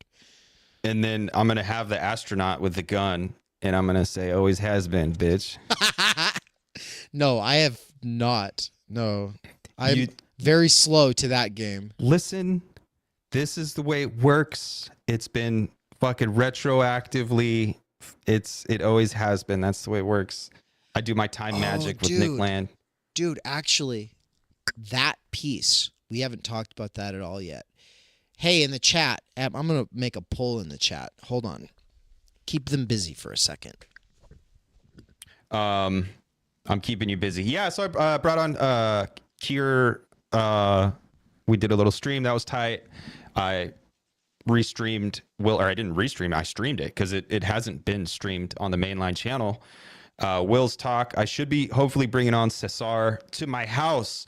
He and I are going to be in the same room tomorrow, hopefully, as long as everything goes to plan. If not, we'll catch it soon after. Then I'll bring on the other MCs or the other hosts from TUCon, and we'll kind of go through and unpack some shit. And I want to give everyone who wasn't there an opportunity to see some of the content, feature some of the content.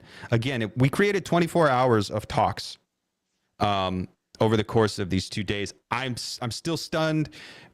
Shit's been going crazy. There's a lot to do. We haven't really had an opportunity to just like express how dope it was, what we accomplished, what you accomplished, Dave, what Ann accomplished. Dude, you know the worst thing is? I forgot that I had scheduled day 4 to premiere yesterday. And then today I was like, I thought that was gonna premiere today, and then I looked and it had 250 views, and I was like, oh my god, if I'd been there and I'd made the stupid poll that gets everyone to like it, it would have had 3 times that as many. So guys, hitting the like button does make that much of a difference. It's actually stupid. It does. It's like I was in that 250 chat. versus like 700 views that it would have had. Yeah, in that amount of time. There was a good maybe couple dozen who I think were there all day for the Zoom call. Nice. And then our reflection room Post-game, thing. But yeah, there was probably a couple dozen that were there for the whole day. It was good. The chat was feeling it. But it was definitely didn't have the focus on it. We definitely could have done more for letting people know it was streaming. Well, it's got no comments right now, which is not normal for something like that. But yeah, I just totally dropped the ball on it. And I mean, the real reason is for the email that I sent out an email to all TU subscribers today. So if you didn't get that email, you might not actually still be a subscriber, or maybe I haven't added your name to the email list. But this is the paid subscriptions at the TU website. All right. And so I sent all the people who are part of that an email saying we're taking the week off. But it's not like we actually get to rest. It's a week off to catch up on other things that we've neglected. So I don't get a chance to relax. And then I was thinking, I said in the email, Thanksgiving, I'll get a chance to relax. No, I won't. I'll be with family. That's not relaxing. What are you talking about? Yeah, man. There is no relaxing. Yeah, relaxing is a bourgeois luxury we can't afford. But yeah, man, when you have a lot going on and you're like productively engaged in multiple projects, it's hard to relax because first of all, you got so much shit on your mind that when you do stop for a second, your mind doesn't stop. So your body stops and your mind just keeps going. And you go crazy and you start to feel weird. And then you're like, oh my God, I'm a fat piece of shit. I'm wasting my life. I'm going to eat chocolate bars and jump off a building. And then nothing gets done. And we all lose out. So yeah, relaxation is a luxury, but it's overrated anyway, because the gratification and the satisfaction and the edification and the validation that comes from being productively engaged in constructive projects is way fucking better than relaxation as such. However, don't sleep on bubble baths. Bubble baths go hard. Yeah, don't try to have serious conversations with me in the comment sections, motherfuckers. I swear to God, this guy Devin on Instagram is all salty because I'm like, so he's all, you might not identify with communism or socialism or anarchism, but it's pretty clear that you come originally from left lib ideals and that Marx was impactful for you. From all the TU videos I've watched, I'd say you guys pretty clearly lean left. Whether your particular form of leftism is fully developed yet or not, you don't have to completely deny any form of political leaning to be a serious thinker. And I said, I maintain relationships with a lot of people who call themselves left, but also people on the right. Heidegger is arguably more impactful for me than Marx, and McLuhan, Baudrillard, and Lacan are as well. But some people are too stupid to think outside of reference to the signifier left. Are you saying you are? Okay, that kind of combativeness, or like, I don't know, I don't like that. I don't like that way of talking, but I always do it in comment sections. So first of all, don't engage me there. It's a bad place to engage me. But then he goes, obviously the political compass is an impoverished system of abstract signifiers, but it does represent a real manifold of ideals. Time energy theory certainly aligns more with Marx, the Frankfurt School leftists, than with Land or Yarvin. I'm not claiming you hold to any leftist dogmatism. You don't give into refusing to reckon with Land or by the way, this does tie into the poll. Everyone who's like thinking that I'm just distracted. No, it ties back in. I'm weaving. Swole, you're right. Anyway, you got to trust me. Anyway, you don't give into refusing to reckon with land or incorporate Heidegger because of their political beliefs, but I don't think it's unreasonable to associate you and TU with a broadly leftist or left-lib current in philosophy, in that you're pro-human, are searching for the theory of the good life and human happiness and freedom from oppressive wage labor. I also don't see the relevance of saying that Heidegger, McLuhan, Baudrillard, and Lacan have been more impactful on your thinking than Marx. CMT and theories of the subject can inform political ethical philosophy, but they are distinct from them. Okay, and then I said, okay, but I said, okay, bud. Here's the thing. I was unaware of that 2 comments up comment. I only saw the one where he was saying the thing about McLuhan, Baudrillard, Lacan. And the reason I was saying, okay, bud, is because he's telling me he knows my work better than I do. It's just like, dude, you watch some videos and now you know my work better than me, and now you're going to fucking sit here and tell me about how... No, you're going to tell me Baudrillard doesn't fundamentally alter the coordinates of everything after Marx? Write an essay, dude. Submit an essay. Yeah. Like if it is the case that you are just burning with the desire to express yourself and be heard, don't do it in the comment section, dude. No, like, have some self-awareness, have some situational awareness. Don't blow up the spot. Don't scare the hose. Don't be fucking weird. Like, do it in a more appropriate form and format. Look, I mean, he's trying. He wants to. This is the same thing that always happens. I've got people wanting to write essays in the comment sections, and it's just like, guys, we have conferences for that. We have anthologies for that. We have classes for that. The reason take a course. The reason Theory Underground was supposed to be a course-gated social media site in the first place was because I don't want to do social media. I don't want to have certain conversations unless we've got certain shared bases, and I kind of have a sense for who you are. And so, like, yeah, here's this person. I just want to say, it's nothing personal. I got really, really snippety, and it's unnecessary. But yeah, because for instance, he goes, "Wow, thanks for engaging. Love to see you could make an in-depth response like, okay, bud, seriously, the fuck is that? If you think what I'm saying is wrong, tell me why. Don't cop out with some condescending bullshit, bitch. Dude. Yeah, dude, it's the context. It's like, this is like in Brussels, like, as soon as I try to critique you, you want to cut me off. No, there's a time, there's a place. Now's not the time for this shit. And now, if we're in a thing where there's like an actual format and we're going with the format, that's one thing. If we're in the fucking comment sections of my Instagram meme that I really didn't put too much thought into, and now you're going to tell me what my politics are or are not, yeah, dude, I'm going to get snippy. But also, it is fair. It is fair. In Love and War and in memes and comment sections. And so what I wanted to say about it is that this feeling this guy has is one that a lot of my friends have. Fucking Elton's gonna write a piece called Time Energy is Socialist, right? There's all kinds of people doing this kind of thing. I just don't think that there's anything inherently left about socialism.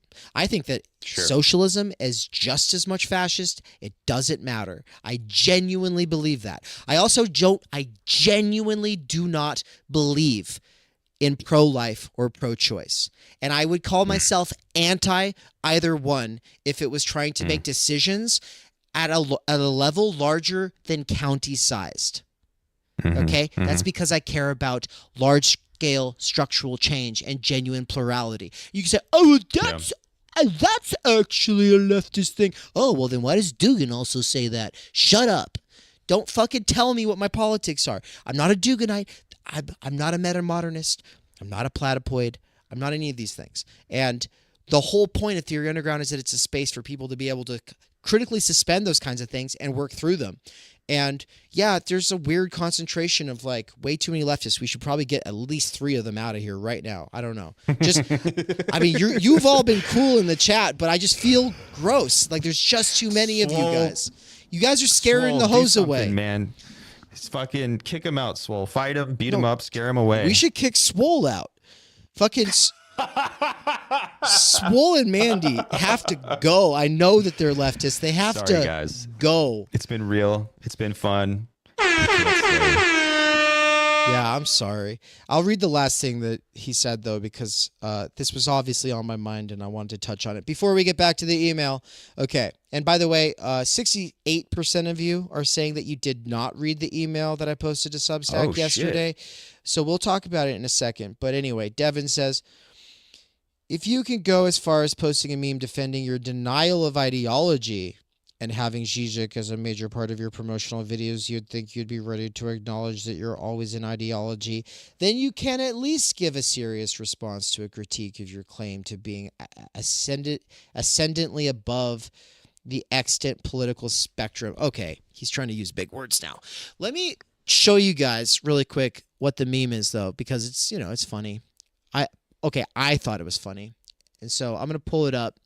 And then I'm going to engage with it a little bit more. I'm going to engage with him more seriously in this medium than that one. I don't mean to I'm not trying to make fun of him. That's not what I'm trying to do here. It's just that I apologize for being rude, dude.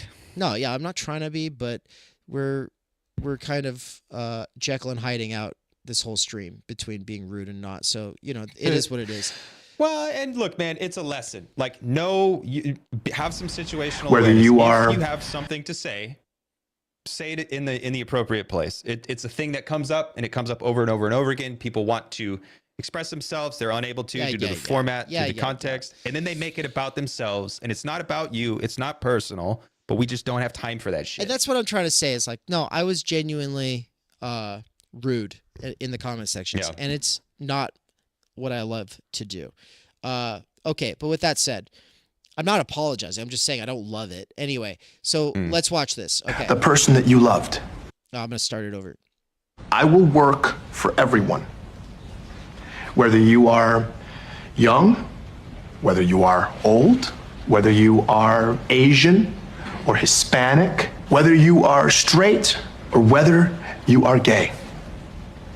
I will work for all of you. And that's why I also support marriage equality. Folks don't choose to be gay any more than I choose to be straight. Could you imagine if someone told you that you couldn't marry the person that you loved? I'm sorry, I think gays are people too. Gays are not different. Gays, they are just like us.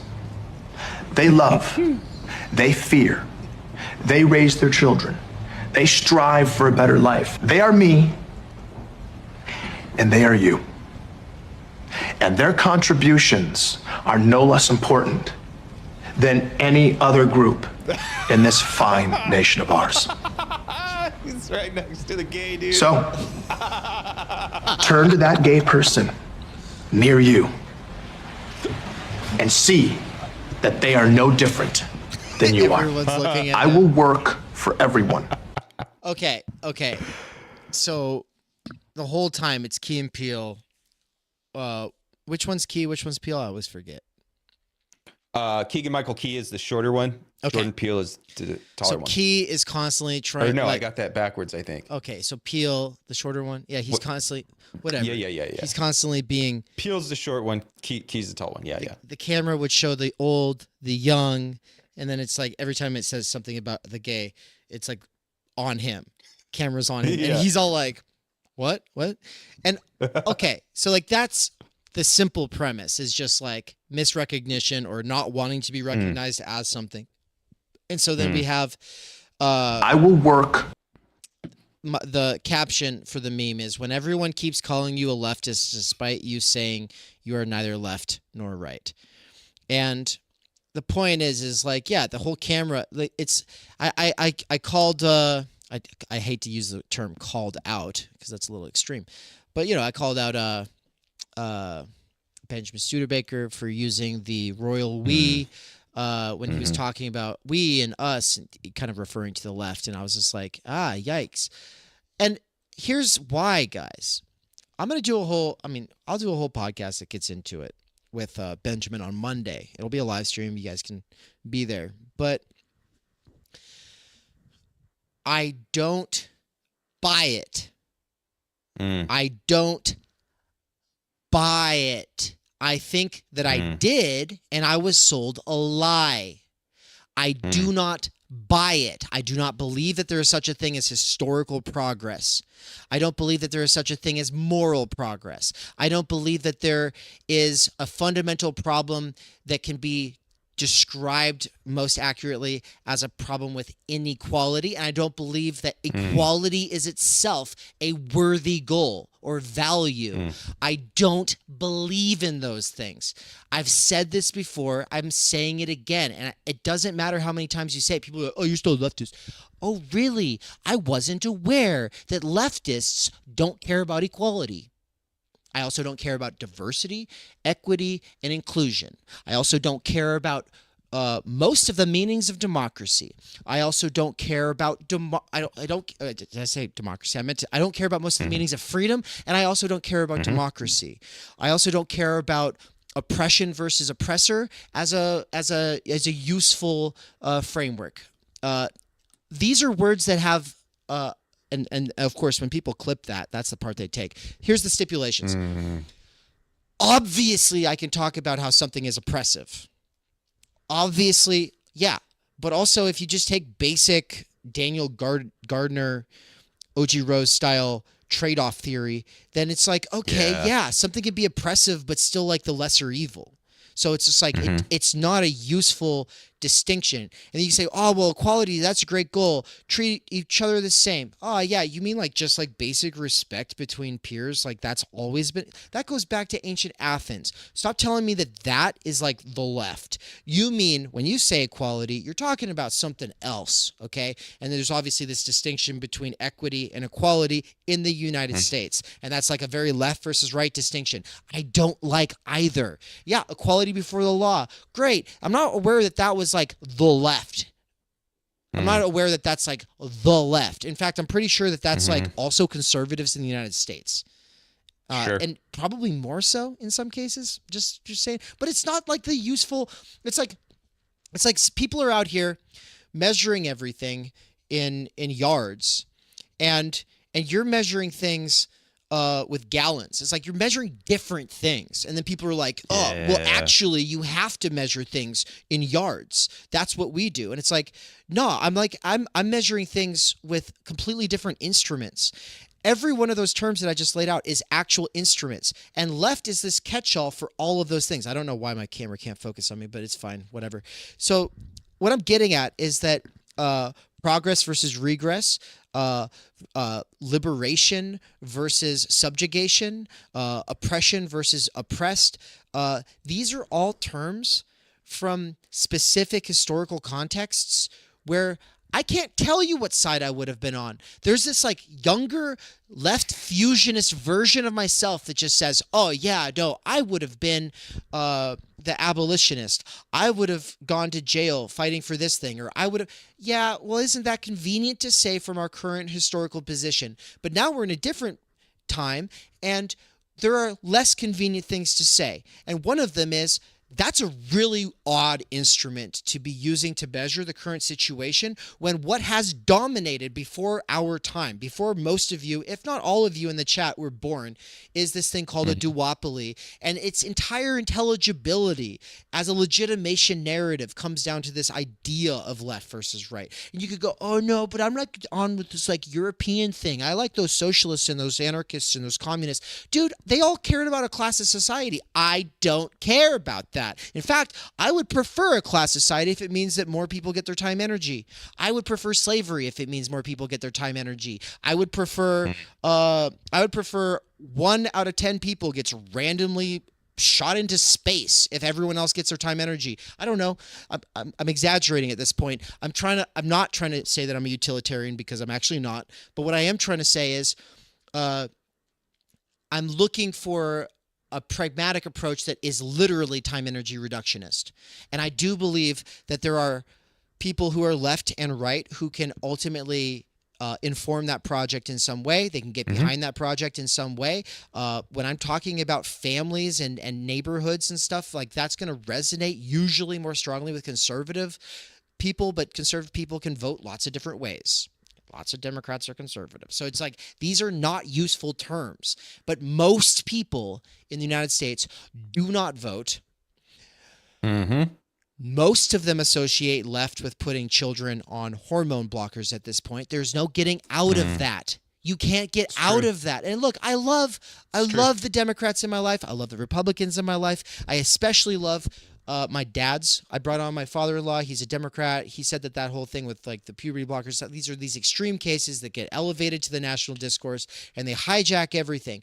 And my thing is like, yeah, that is true. So then why did Biden give Woman of the Year to Dylan Mulvaney last year? It is a niche thing. So why does the Democratic Party keep doubling down on it? That's crazy, right? Yep. I think that's crazy. It's actually insane. And guess what? Bernie got on board with that shit too, second time around. First time, he'd maybe touch on it here and there. Second time around, all the time. Why? Because Obama signed shit into law saying a trans woman's a woman.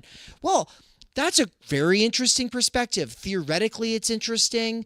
And if you're a trans person in my life, that's interesting on an interpersonal basis. But politically, it's also very interesting, isn't it? When it is so niche. Yep.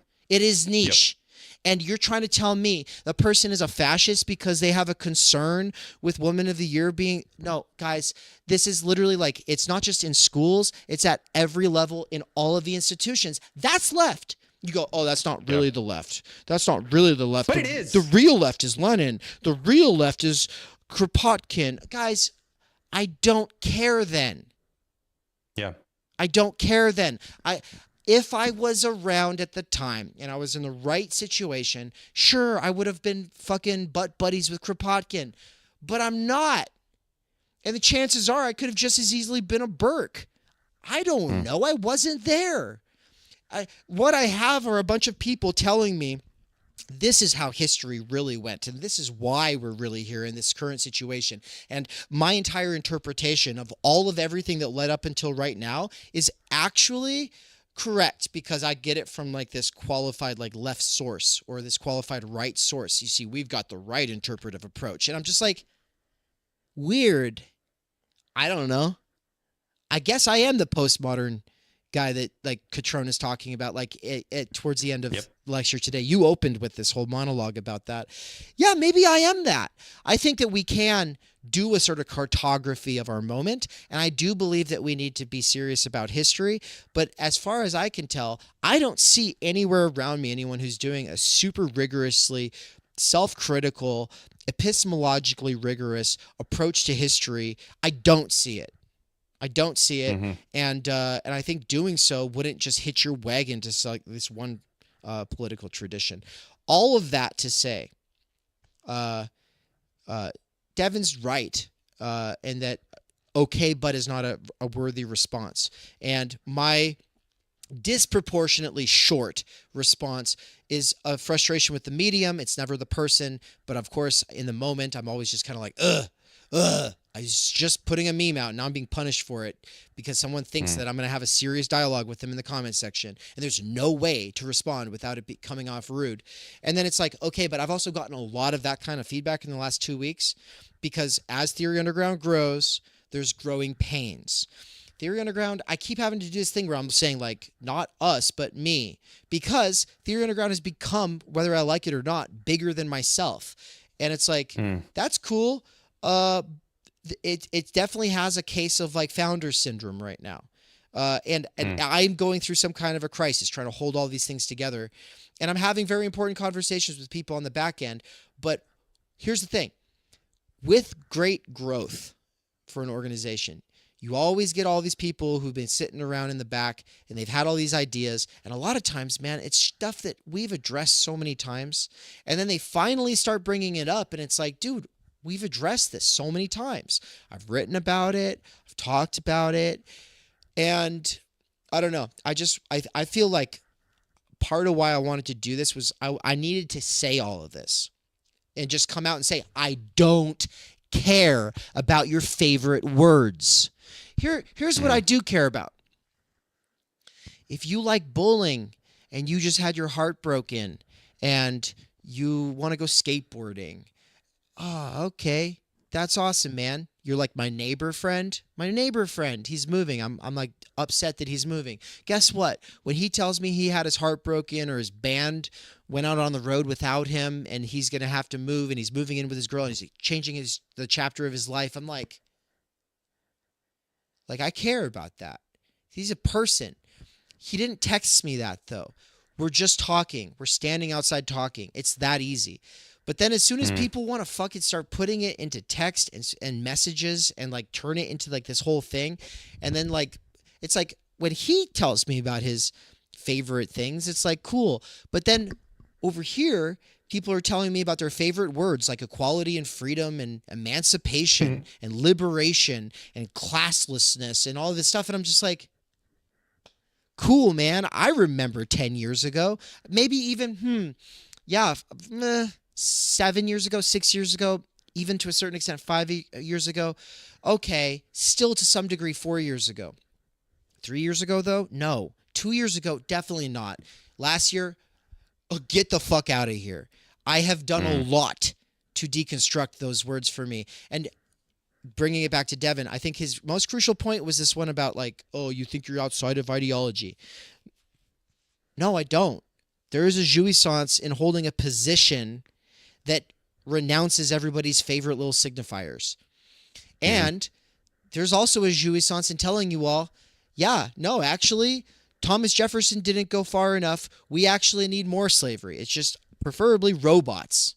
But the thing is the kind of humanity I care about is not this hand-to-mouth, barefoot, like subsistence humanity. I care about, and don't fucking come at me with that gay, like fucking, what is it? Fully automated gay space communism. No. Yeah. No. Fully automated luxury gay space communism. False. No. Humanism. Books. People being able to do that. And there's this big question of like, should it be everybody or should it be some people? And how do you make the decision? If it's, all I'm saying is that people should be able to have a shot at literacy.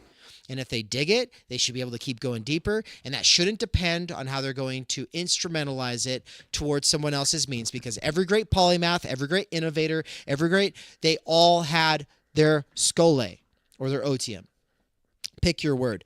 But that means that most people not having their time energy secured a handful of people having it. And then those people were able to, as we talked about with Nick Land, go and be these great Einsteins or whatever.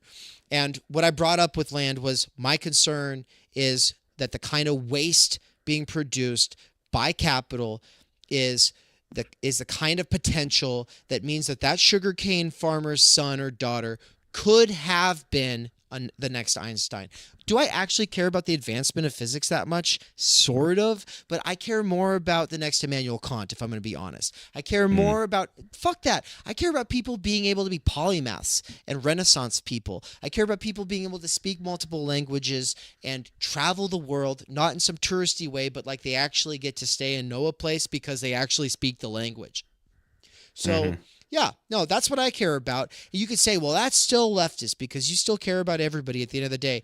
Dude, no, there's a lot of dumb people. No amount of education will ever save them. And I don't care what they do. I don't care. I just care that people have these opportunities. And I know a lot of conservative Republicans who would say the exact same thing. In fact, I know a lot of conservative Republicans in my actual life who say that they think that their approach is better going to provide time energy for people. They think capitalism already has. To some extent, there's a little iota of truth in there, but not really understanding what time energy actually is. They miss the real point, which is large energy infused repeatable blocks of time reliably between us. Dude, that is not a left-coded thing. That is the condition for having a family. That is the condition for having a community. You could even say it's a condition for a Volk. I don't care. I'm not saying that I want to promote that. I'm not saying that that's my goal, but I am saying everyone could use it. It is meant to be, dude, when people want to act like it's inherently left-coded, it's like, that just means you can't see a good thing and recognize that that's a human thing. You genuinely believe that left means all good things human and right just means all the bad stuff. And that's fucking stupid. You can be a smart leftist, you can be a smart rightist, you can be a smart liberal or conservative. But if you genuinely just believe that there is left and then everything else is bad, you're a fucking idiot. I don't give a shit. And guess what? Fuck you. Go away. Go. Just go. Unsubscribe. It's been this way all along. All along. It's not going to change. I built this shit myself so that you can't do anything about that. I built it so I can say that. This is my little place where I can be that, where I can actually say, I don't care about anything but time energy and the conversations that advance our understanding of the situation that makes it so that people don't have that for their families and communities. That is not left coded. Stop saying it is. Okay. Love you guys. Blah, blah, blah. I'll turn it over here to you. We'll turn this back into a whole email about Nick Land. Or sorry, no, the tie into Land is to bring back the email. But first I want to give Dance his chance to just say whatever the fuck I stirred up in him. I mean, over the last, I don't know, couple months, we've been having a lot of conversations. I find myself returning to the notion of humanism. And I think I've said it publicly a few times now on my podcast and on my YouTube channel. I'm making a return to humanism. And what does that mean? Well, similarly to people who make a return to Marx, which I think I had my own return to Marx. I'm making a return to humanism, and I don't know what the word human means. And actually earlier in the YouTube chat, I think someone was joking. They might have been earnest, but they said there's no such thing as just a human.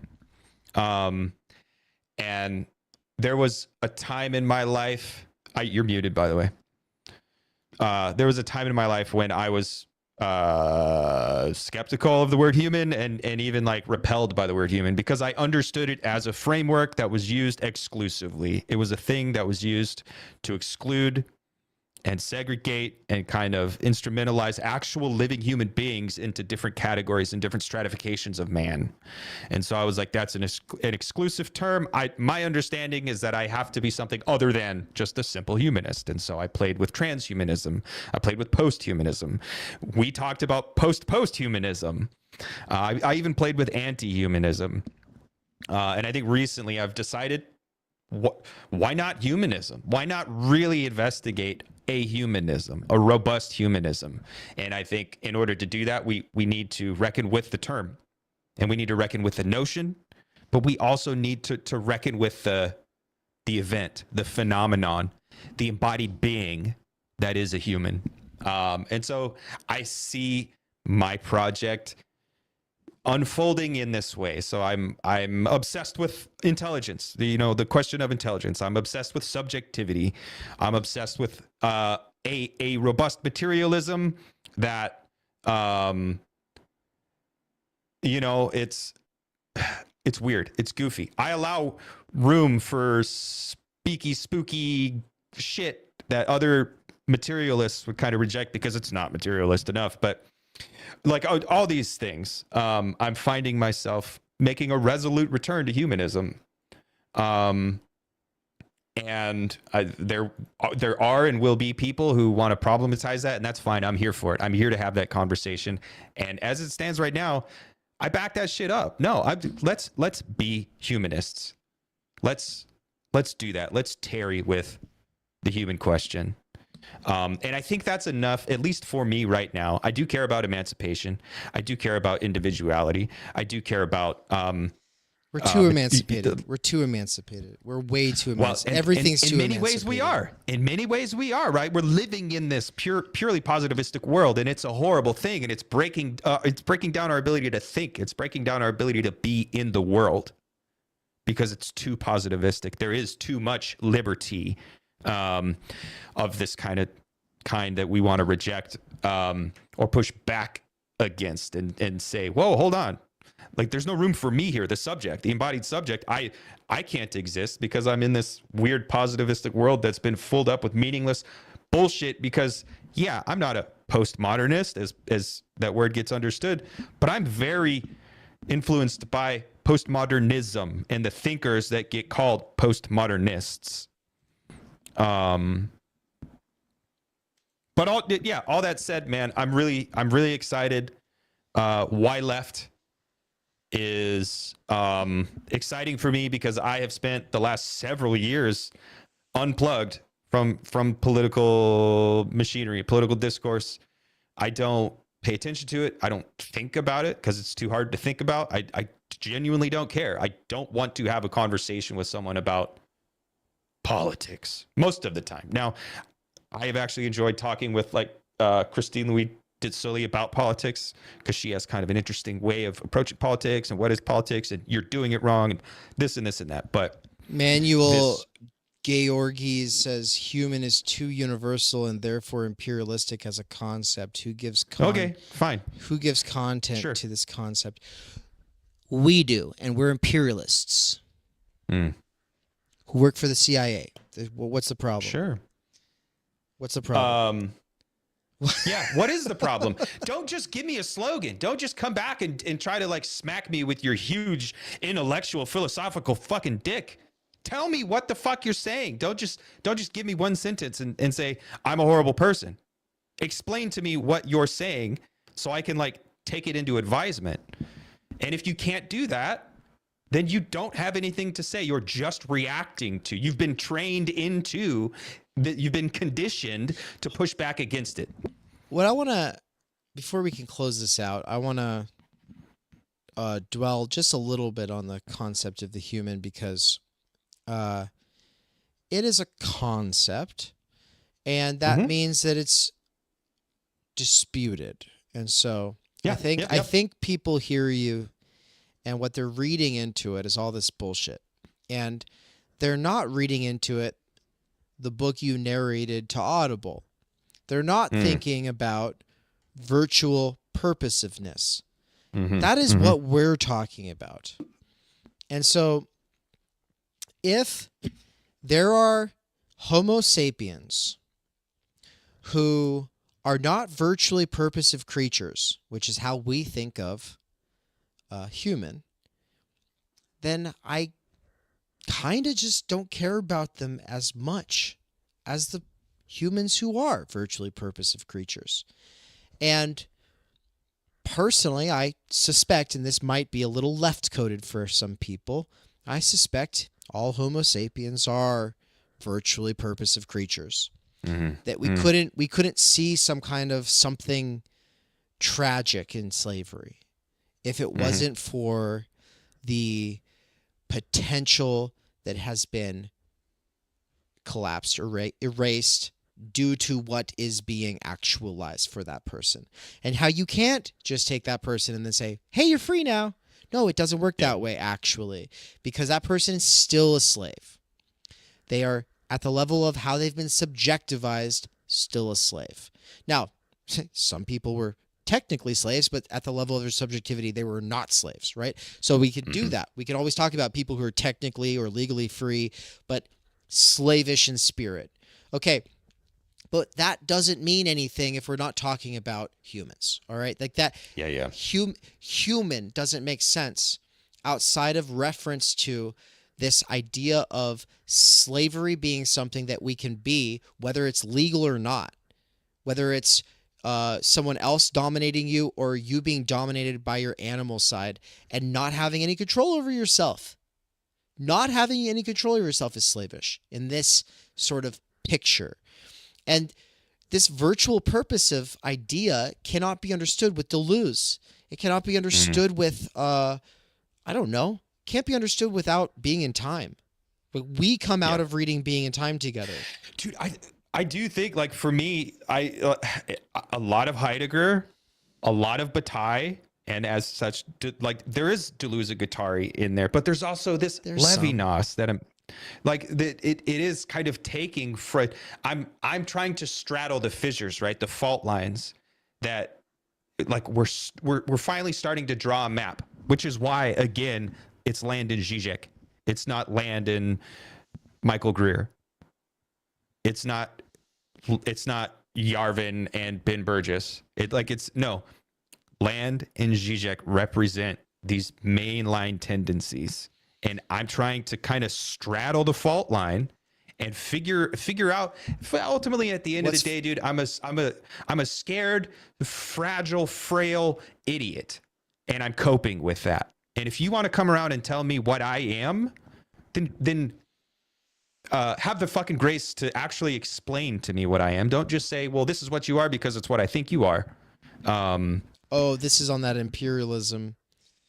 Yeah. Shit. Oh yeah. Well, and it's also on the left and right shit, and it's also on. It's like, come on, dude. We're not doing the instrumental thing. Like, I'm not here to say this is my complete finished product. My complete finished product will be a book that probably comes out after I die, because I die before I finish it. So someone else has to go through all my shit and they can publish it. So this process that we're going through is the work, but it's not culminating. It doesn't culminate every time I publish a fucking YouTube video or a podcast episode or a post or an essay or a something or a this or a that or a this or a that. It's all part of the process. Solosky said, Dave, I think I feel ya if I switch the word left to liberal. Yeah, man. But that's the problem. That's the problem. It's like somewhere along the way, you drank the Kool-Aid Doug Lane is selling, and now you think that you can fucking opt out of what's literally left, the actually existing left. It's like motherfuckers who wanted to, like, it's like working at McDonald's and you're like, actually, I'm an Amazon employee. It's just like, oh, are you? It's just like, you live in America, dude. Stop acting like some shit that happened in a literal different millennium is somehow because you put that little flag in your profile, you get to opt out. Left is left is left. I'm not left because left is left is left. Right? Now, if everyone was sitting here calling me right all the time, I'd have to do the fucking same thing the other way around. I'd be like, no, I'm not. But large-scale structural change. This is why you go, oh yeah, this works with my idea of what the left is.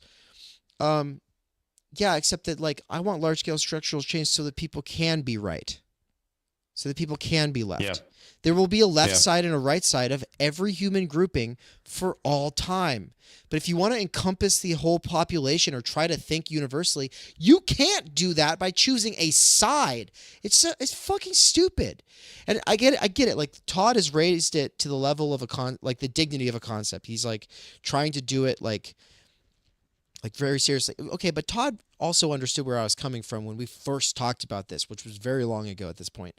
But it is like he's like, oh yeah, left is the place for non-belonging and it has no scapegoat. Oh, so it's not human, is what you're saying, because all humans have their scapegoats. First of all. Second of all, it can't be a group because all groups have their scapegoats. Third of all, you're saying it's a place for non-belonging. Well, as soon as it's a place for non-belonging, guess what? People are going to belong there. People are going to make their home there. So as soon as you start saying that, oh, but wait a minute, how are they going to differentiate themselves in this space of non-belonging from the other? Oh, because they call themselves left. Well, then, of course, the whole rest of their lives, it'll be sitting there saying, well, I don't like this person. That person's right. It's just ridiculous. I get it.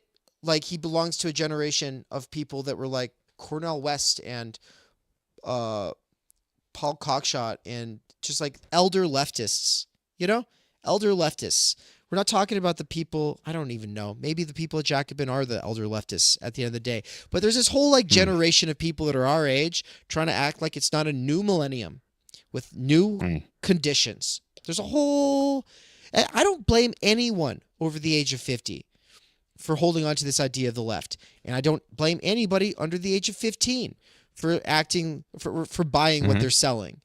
But like, there's peak humanity, and then it tapers off. And it happens between the ages of 27 and 42. I've only got a few years left, unless I play my cards just right. Judging by those candy bars I referenced earlier, I'm not going to succeed. So I'll die, probably. I'm probably going to have a fucking, I don't know, stroke and diabetes and dementia. But while I'm here, in this little golden period where you truly can critically suspend the presuppositional frameworks like left versus right and follow that through to its logical conclusion and disembed yourself from the ideological capture of the duopolistic capitalist state and stop serving as the sort of like, oh no, like we can actually just stand above it even though we're like coded as it. No, you can't stand above it. You are in it. Either say that you are American liberal left and you just like Marx too because he helps you feel like you're above the Biden, then sure, yeah, go for it. Go for it. But be honest about what you're doing. You are a liberal leftist because liberal is not, this is the fucking trickery of these people who want to act like nothing's changed since John Stuart Mills. Guys, liberal means open-minded. Liberal means empathetic. Liberal means personal freedom. More than it means classical liberal freedom of speech and the freedom of religion and the freedom of markets and being against monarchy. Like, that idea just belongs to a completely different time. We're so far removed from that now. Liberal is a personality or character disposition. And so is conservative. And that's why most people are like me. Politically non-binary. I am. I am. And of course, you say, well, Dave, that's culture war stuff. That's just culture war. Yeah. And culture war is politics. You can't separate them. They are literally the same thing. I know that Studebaker is going to spend the next season of Why Left trying to argue with me that the left actually is intelligible, that it actually matters, that I'm actually wrong, and that what I'm talking about is this ahistorical reification of this momentary. Okay, sure. And he'll talk about how like these things have meant these different things previously. Yeah, but we're here now. I'm so tired of telling workers like what these words really mean. No, they know what these words mean. Everyone knows what liberal and conservative mean when it's politicized in this country. But no. We are the deserving. We are the worthy. We are the understanders and knowers of things. They are the dumbasses. They must go back to work. We can tell them what we deign them worthy of knowing and understanding. And not we. But that's the way it works. Like if I'm in it. Lean. Sorry, I didn't mean to cut you off like that. You still have a king? Who's talking about having a king? Graham. Oh, in Canada? Yeah. Isn't that just like the king or queen forgot. of England? Queen England, Queen Elizabeth, King. What's the guy's name now? King Charles? I want to go to Canada and get healthcare. They don't have any. They don't have any. Go to Finland. Go to Finland. That's where they go. Yeah, they got you. Yeah, and that. Do they have a king? They probably. Sweden has a king. Sweden has a king? Yeah, because they do the Nobel Prize. Like the Nobel Prize is like awarded by the king of Sweden. Cool. Yeah, it's dope. No wonder Sartre was like, no. Sartre was like, I don't want that. Fucking king put something on me. No. Christopher says, I'm convinced Nick wrote the email. Christopher, I love the gleeful jest, but I don't think he wrote it. I think someone else wrote it, and I think they're crafty. He could have. Look, dude, if he did, that would be like a symbolic bestowal of cachet and clout. We bowed down to the Lemur King. We're not worthy. We're not worthy. Whoever did write it. Great job, dude. It's fantastic. And if you're in the YouTube, since 68% of you have not read it, go to Theory Underground on Substack. It's 21 pages or 21 screenshots or whatever, but it's a quick enough read. Take 10 minutes, read through it. You'll get a kick out of it. You'll get a fucking kick out of it. If you read it aloud and you take your time with it, It might take an hour because that's how long it took for me and Anne. Anne read it aloud, and we laughed our asses off. But here's the thing. Can you pull it up real quick? I want people, because 69% of the people in the chat have no idea what's going on. So everybody, okay. This is true. This has been mostly a vent session, obviously. And it's one that has been a long time coming because I just, look, I'm not saying you guys have to believe anything or not believe anything. I'm not trying to, okay, I guess I kind of did with Solosky, and so I apologize, Solosky. But from my position, I'm just saying liberal and left are the same thing. Okay, I understand all of the reasons why a person would say that they're not, but I think that you're playing this weird history game when you do that, and it's not current. But with that said, I can respect it, and at the end of the day, I respect Doug Lane and the Kool-Aid he's selling. I get it. Now, the thing that you all apparently don't know about, well, 30% of you know about it. Graham Lean has asked a few important questions, and now he's saying, I believe in Theory Underground. I believe Theory Underground exists. Up above, he had asked if we were trying to achieve transcendence. Yes, absolutely. No, we're trying to do a transcendental critique, which is it's a little different. To be Kantian, like the point is the conditions of possibility for the good life, and then the conditions of possibility for what is obstructing that, right? Okay, but with that said, Nick Land, he did not write the email necessarily, but he also could have. We're not sure. He very much could have. But here's the thing, guys. I'm going to play the actual AI video for you once we get to that point. Nance will read up to it. Let's fucking go. To whom it may concern, I am very disappointed with your show giving a platform to Nick Land, to the point of being frantic. I'm literally shaking and feel sick to my stomach. I'm writing this from an anonymous email because I'm honestly not sure if I'm overreacting with what I'm about to share with you. However, I do know I am not overreacting with how big a mistake you made with having Land on your show. In my view, having him on was no different than having fucking Donald Trump on the show. In my view, what your show did was no different than what Joe Rogan did. Just how irresponsible this is cannot be understated. So that we can agree on. Here's where we are headed if that fascist wins. I call him the evil one. And then this video. Okay, yeah, so you want to see where we're headed according to this person? Let's watch this video. We weren't always like this. We had a beautiful life. The best parties. The best parties. The most beautiful friends. We thought it was just another election. So a lot of us didn't vote. Why bother? Everyone knew the system was rigged. She's on Molly. Many of us even voted for them. I know it sounds crazy now, but we didn't like Democrats back then. We were angry about the vaccine mandates and how they handled the war in Gaza and the way they wanted to censor free speech on the internet. They want unquestioned obedience. So what did we end up doing? We voted for the guys who openly said they wanted to imprison dissenters and use the military against their political opponents.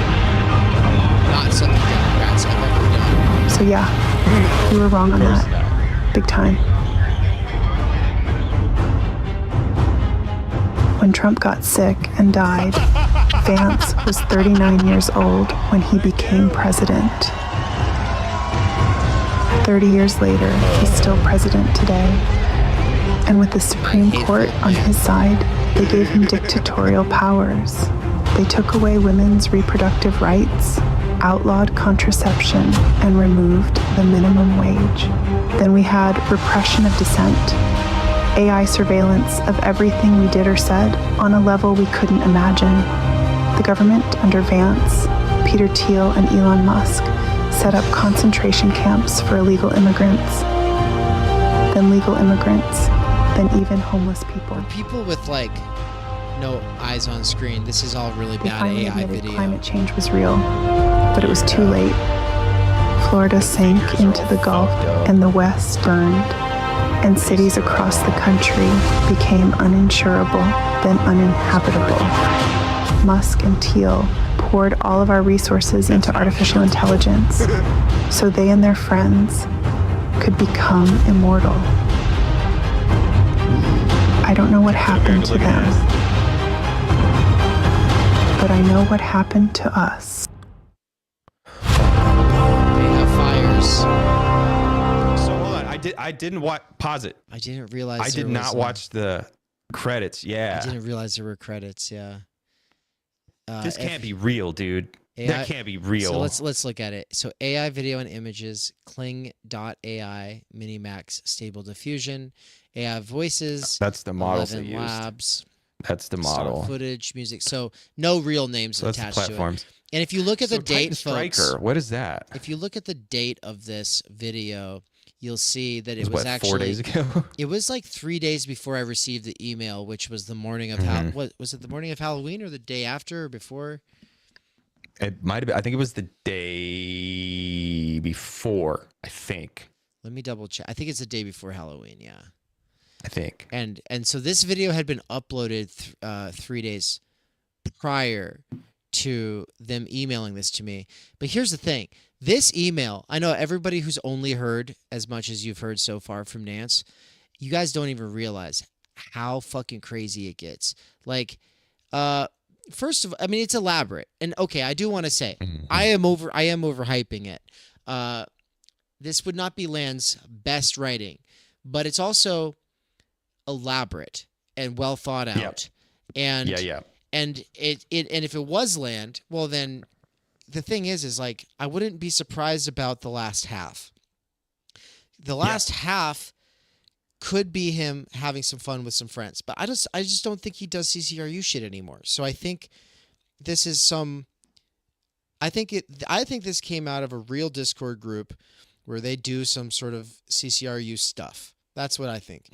And this person is responding to the fact that the election is next week. They are talking about, the character. We're just calling them Chad's roommate. Chad's roommate, this character, is, just like a liberal who's like very concerned about the fact that we had land on. But then this person, I'll just tell you all the short version. This person has a roommate named Chad. And Chad, there's all kinds of interesting stuff with him, but he ends up voting for Trump because he thought naively, according to this person, that, Trump was going to do all this stuff to drain the swamp or whatever. And then he ends up getting all mad about that. And then he doesn't get, he kind of opts out of politics for a little bit and gets into some occult shit. And then all of a sudden has lots of money and is traveling all over the place doing research. And then one day Chad comes, and now Chad's paying for this person's rent. And it's just like, just keep the place running while I'm gone. I'm important. I do a lot of secret stuff now. One day Chad comes home and pops open some expensive whiskey and starts like talking to Chad's roommate, the writer of this email, about how there's all this stuff going on. They're going to get Trump back into office. They're calling him the Purple King. And there's all this stuff that they're doing. And as Chad gets drunker, he eventually says something that sends his roommate reeling. And his roommate is just so put off by it that Chad walks it back and tries to act like it wasn't really the case. And then Chad eventually passes out. He's too drunk, so he goes to bed. Okay?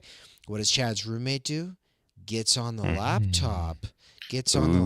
Goes into Chad's Discord, finds the Dark Coven. And so then XX. Finds out about XX, the lemur. There's all this dark magic that they're doing. And this person's like, I've got names, I've got lists, I've got so much stuff I can share, but first you have to prove that you are voting for Kamala Harris. Kamala, dude. Because I haven't seen anything on your channel yet that says that you are. But then when we get to like the halfway point, so here I'll say, Chad eventually passed out drunk from the whiskey with a shit-eating grin on his face, and I got on his computer and looked at the Dark Coven's Discord group. Here are some things I found. Half of what these freaks do is share racist Pepe memes back and forth. But they also talk about Land's dark magic a lot. Crazy shit. I like how up above they were always saying sick stuff. Again, I will share more with you after I find out you are not in on this sick joke too. Temporal Orphan Codex from the Transmissions of the Land Phantasm, first edition, printed in non-time. The future isn't coming, it's already here, eating backwards through time like acid through flesh. Nick Land's Phantom. Pluto Transmission number 333. Manifesto of the Temporally Displaced. 1. We are not revolutionaries. We are inevitabilities. 2. Consensus reality is a temporary hallucination. Our task is to shatter it through engineered synchronicities, weaponized paradox, quantum entanglement of belief systems, temporal feedback amplification. 3. The Purple King exists simultaneously in all timelines. We are his retroactive echo. 4. Methods of reality dissolution. Create events that appear to precede their own causes. Plant evidence of future events in past records. Generate prophecies that self-fulfill through confusion. Exploit the observer effect in social systems. 5. Rules of hyperstitious warfare. Never clarify whether you believe. Make your enemy's resistance part of the pattern. Convert skepticism into unintentional worship. Use irony and sincerity interchangeably as weapons. And I'm just over here like, oh, you mean like literally everyone on the internet? Okay. 6. On temporal paradox. We are both here and not here. The king has already returned and is yet to come. Every attempt to prevent his return ensures it. Time is not linear. It is a trap we set for reality. 7. Protocol for reality corruption. Begin with small coincidences. Escalate to impossible synchronicities. Create competing but equally true histories. Blur the line between meme and membrane of reality. This goes on and on and on. I am scrolling and I am scrolling and I'm still scrolling very fast. It goes on and on. And we had a great night's sleep after reading that together. And Anne woke up in the morning and said, well, I don't think I'm temporal hemorrhaging. That was how I woke up, was her saying that. And I was like, next time you feel anxious, though, it is. That is what's happening. And yeah, we've got a lot of great thoughts on this. You could all go check out the comment section yourself. We don't really have time to get too much into it. We will probably do like a sort of theatrical reading of this soon. Anne wants to do it. And when Anne wants to do things happen. That's how to make things happen. Yeah. Yeah, man. Sandwich artist Tony says drama. Mandy says doomsday vibes. Christopher Jones says whether or not Nick wrote it, it's still cultural cachet. Whoever wrote this is right into the occult leanings of Nick's work. Not only that, they also knew how to co-opt so much of the language and sort of I think actual theory of CCRU. That's the most impressive part, is that it is not an idiot. Like, it's someone who, from my perspective, they're having fun, but they're like, they know what the fuck is going on. Like, they're not just kind of aping it. Like, they're actually like, oh yeah, I know this. I've read this. I understand what's happening. I could use it to my own ends, which I believe their ends are, amusement and the joy that we're all receiving from this right now. But it could be the case that this is all, it could be the case that this is all real, dude. It could be. Look at Rudy's being a dick. Sounds like mediocre fanbook. I would know. I wrote a piece of your shit was dope, dude. Your shit goes hard. Shut up, Rudy. Don't be mean to yourself. Yeah, your shit goes hard, dude. Only we get to be mean to you. You don't get to be mean to yourself. That's the way it works around here. If you dunk on yourself, we'll think there's something to it. Yeah, we'll be convinced. Yeah. Nah, dude, your shit was good and Very good. could still be in Human Futures. If you're down, you should probably contact us about that. I sent you something on Discord like 3 months ago. I don't think you saw it. You go look at that whenever you got the time. I know you're a busy man, but all right, everybody, we're about to close this thing out. I do this big kumbaya moment where I sit here and re-stipulate myself and say what I am actually trying to say. But the people who know what I'm trying to say know what I'm trying to say, and the people who fucking don't, they never will. And there's really no point resisting it. They'll just get it twisted because they are twisted. And that's okay. We're all twisted. We're all functionally illiterate, in fact. And the point is to, first of all, come to terms with it. And second of all, realize that if you want to be bookish in a post-literate age, you're kind of like people who want to say that the left is actually what someone who's dead wanted it to mean, right? It's kind of as antiquated. Wanting to be a literate polymath Renaissance humanist in the 21st century is anachronistic, but we are losing the conditions of possibility for being human.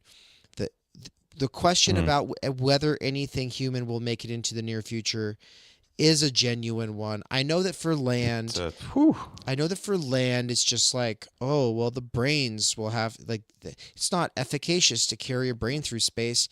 But what he's not thinking about is that we are the God creators. We build gods. We are gods. That's the distinction that we argue about. And we've never established that it's an argument, but I was thinking about this a few days ago. I was going to message you about it. Might as well bring it up now, because you were saying that we are gods. And I think that if you want to think about virtual purposiveness and think about how outside of the ego, there's like this structural thing that can be a god or God, and that is us, I get it. But because most people will want to think, I just mean I am God. That's why I don't want to say it. No, I fully accept that, and I fully grant it. But I do mean that. Like, I do mean that we kind of put ourselves out ahead of ourselves. Through it's because of that, all of these things are possible. So I don't care how it's said, as long as like that like we are the ones who are doing this. We have to stop being afraid to center ourselves. Yeah. I was talking about this on David Power's reflection, which I thought was fantastic. I think David's he's got it. He's figuring it out. On what? On being in time. He's talking about Heidegger and the biosphere. That's a great one. I read that one too. Yeah. On my podcast, the second half of the most recent episode, I went through his post and responded to it. And my only feedback for him was, you don't have to do so much to decenter the human. And in fact, we should center the human and let everything else go from there, because the biosphere and the care and the nurture and the love, all that is included in a proper human subject. So in order to develop a society to the point where a proper human subject, right, we want to be Kantians, right, or we need a society to fully develop in order for the citizens to fully develop. Right. In order to do that, we have to include the good in the human, not the other way around. It's not that we have had this divine blessing bestowed upon us by something external to us, even if there is a God and it's all real and all that. Even if it still only matters because we're here in the fucking first place for it to matter. This is what I'm saying when I'm making a return to humanism. But as long as I can say that without having to say we are God, because I understand it's sensational language and it gets in the way of actually saying what I'm trying to say, sure. We are the dreamers of dreams. Right? Christopher Jones says, love your work, guys. Was reeling all day after that email. No one else is facilitating these reality destabilization rituals and group consciousness melding sessions. So you've got a loyal acolyte here. Nice. Hell yeah. Yeah, Rudy. That's what you should have said.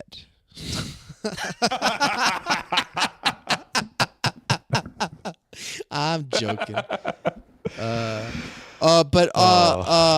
I guess there's this part of me that wants to say that everything you just said is a good push back or bending the bow back on this sort of deep ecology approach. And this whole like, oh, we're in the Anthropocene, and oh, it's all Newton and Descartes' fault. Misogyny is capital, and patriarchy is the reason that, you know, we just have to get over the human and stop centering ourselves because that's what's doing all of this bad stuff. And it's like I've never heard a person say any of that stuff where like they made a serious study of capital, first of all. Second of all, I don't think they could have a reasonable conversation with us about capital, us being including Mikey. So like that's first. That's first. So I like the way you're bending the bow. But I think it's a pragmatic thing. And I read it as such, and so I can agree with it as such, but there is this side of me that's saying, well, we're not doing some kind of rigorous speculative metaphysics. We're operating within the realm of certainty when we're talking. Because you said it's also a Kantian thing. For a phenomenology trained person, like that just means operating within the realm of certainties and probabilities, and it is more pragmatic, and meaning is usefulness to a certain extent. There might be this more ineffable kind of meaning that we can sort of get at. Like great texts, they have that surplus meaning. There might be something there, and it's not just, you know, jouissance. It's not just the signifiers rubbing up against each other. You know what I mean? Like it's not just difference, right? There might be some there beyond there. But what I want to get at here is just to say, for all of our leftoids and rightoids, for all of our Christians and atheists, even like the three of you who might be Muslim and the two of you who might be Hindu and the fucking... If there's any six in chat, 10 of you, shout out 6. 10 of you are probably Buddhist of some sort. But like, I'm just kind of guessing my analytics here. But just saying, I can kind of guess I've got some religious people in the midst. I am not closing the door on anyone's religious beliefs. I do have this little piece of a person who liked the coexist bumper sticker the first time he saw it. It's still inside of me. And, you know, and then you basically, you take that bumper sticker and then you take the people holding the different parts, the blind people holding the different parts of the elephant. And then you go, yes, we're all coming from our own positions. We're trying to get the thing. It's kind of like Karl Jasper's idea of the university, truth seekers trying to approximate the, you know, universal truth from all of their different standpoints and fields and experiences. I love all that shit. But also, like, one of the gods could also be right. I mean, I fucking, I'll just put that out there. Like, one of them, it could be true. I'm not going to go and say that somebody's deeply, someone's deep experience of anything is wrong. I would like to say, like, obviously, you know, your culture probably has a lot to do with how you perceived that magical thing whenever you had that experience. Okay, with all of that said, though, I'll just say my metaphysics are fucking crazy. My metaphysics are fucking crazy. I believe that everything is eternal.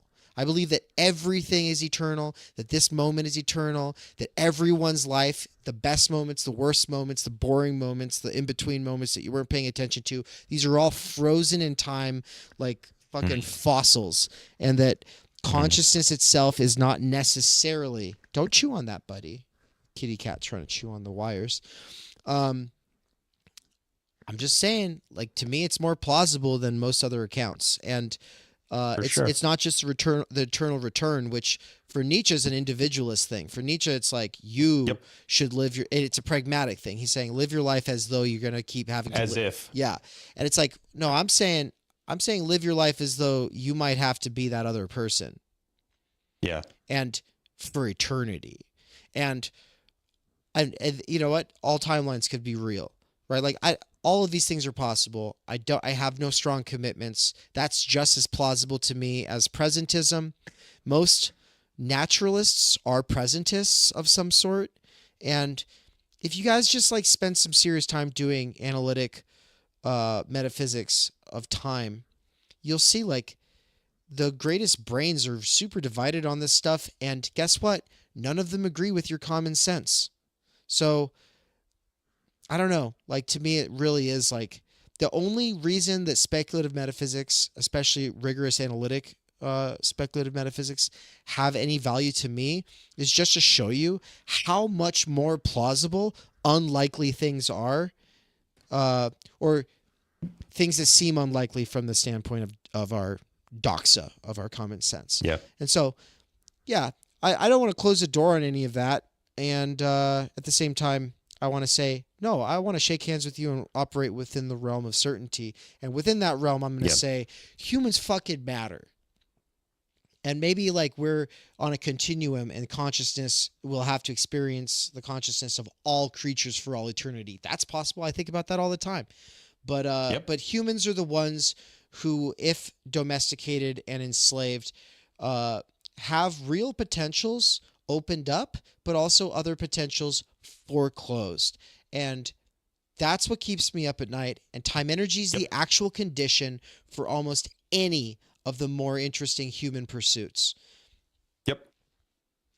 And I'm sorry, dude. Trees can't do that. Dolphins can't do that. Octopuses can't do that. Dogs can't do that.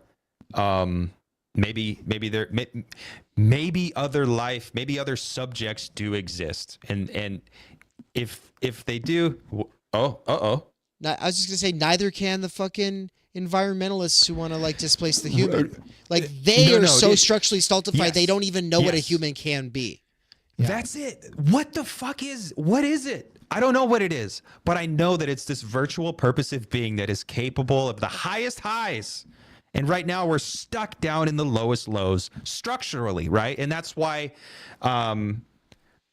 fuck you, read Marx. Like, yes, I am approaching this from this Marxist approach because it is this structural problem. Did someone say that? No. Okay. But I mean, no, just responding to this kind of vague general other of I mean, the other day someone was like, your theory is nothing without praxis or something. And first of all, bitch, I'm pretty goddamn sure we just did some pretty gnarly practical fucking action. Yeah, we just did something. And if you don't recognize it as we opened up a space, we created a space. They would have had to be there. They would have had to be there because you can't talk about it without it just sounding like some Chaz bullshit. It sounds like Chaz. That's what it sounds like, you know. It does. It's like but no, like I want to be resolutely human. I want to celebrate the human. I want to sing the body electric. And I don't know what any of that means. Because all the answers that we've been provided, all the solutions that have hitherto been offered to us are whack. They're bullshit. We're all fucking structurally stultified, functionally illiterate, retarded babies. And I'm not willing to accept that. I know we are capable of more because it's been approached. There have been moments of splendor and wonder, and there is something numinous, right? But that's all predicated on people being able to reach those heights, and we can't reach those heights. Look, I found a lemur. You found Thomas Aquinas, dude.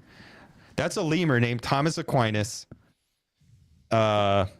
Where's Ryan, dude? I wanted to say what's up to Ryan. I have no idea. You had to be there. That's Thomas true, Jordan. Had to be there. And Jordan was there. So Jordan knows what's up. I don't have to rail against the imaginary fucking weirdo. Jordan knows what's up. He was there. Dude, there's a problem with the two of us. We can't stop railing against the general peer. We've got a problem with the general peer. Like, can we bring No, just in general. Let's bring Moeller back and be like, what about when you hate your general peer, but you love like real people? Fuck that guy, dude. At the very beginning of this stream, you were talking about how you can feel all like, oh, I've got an idea, I want to write about it, but it's the actual concrete other saying something that makes you actually respond. And I wanted to say, I have a piece that's going to be hitting the Substack in the next few days that's on that. I kind of held back on it because I was like overthinking it, but I'm just gonna I've all week I'm pushing the fucking button every day with the Substack, and so you want to see some stuff I've been sitting on? I got one of those buttons too. Stay fucking hard. Go subscribe to the Substack.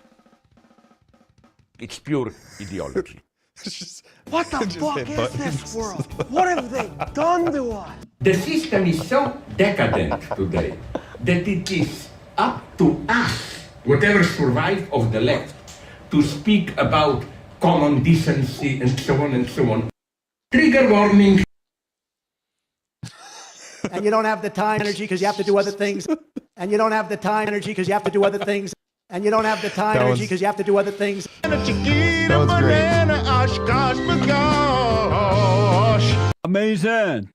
All right, everybody. I'm trying to, as much as possible, not participate in our economy. I don't like money.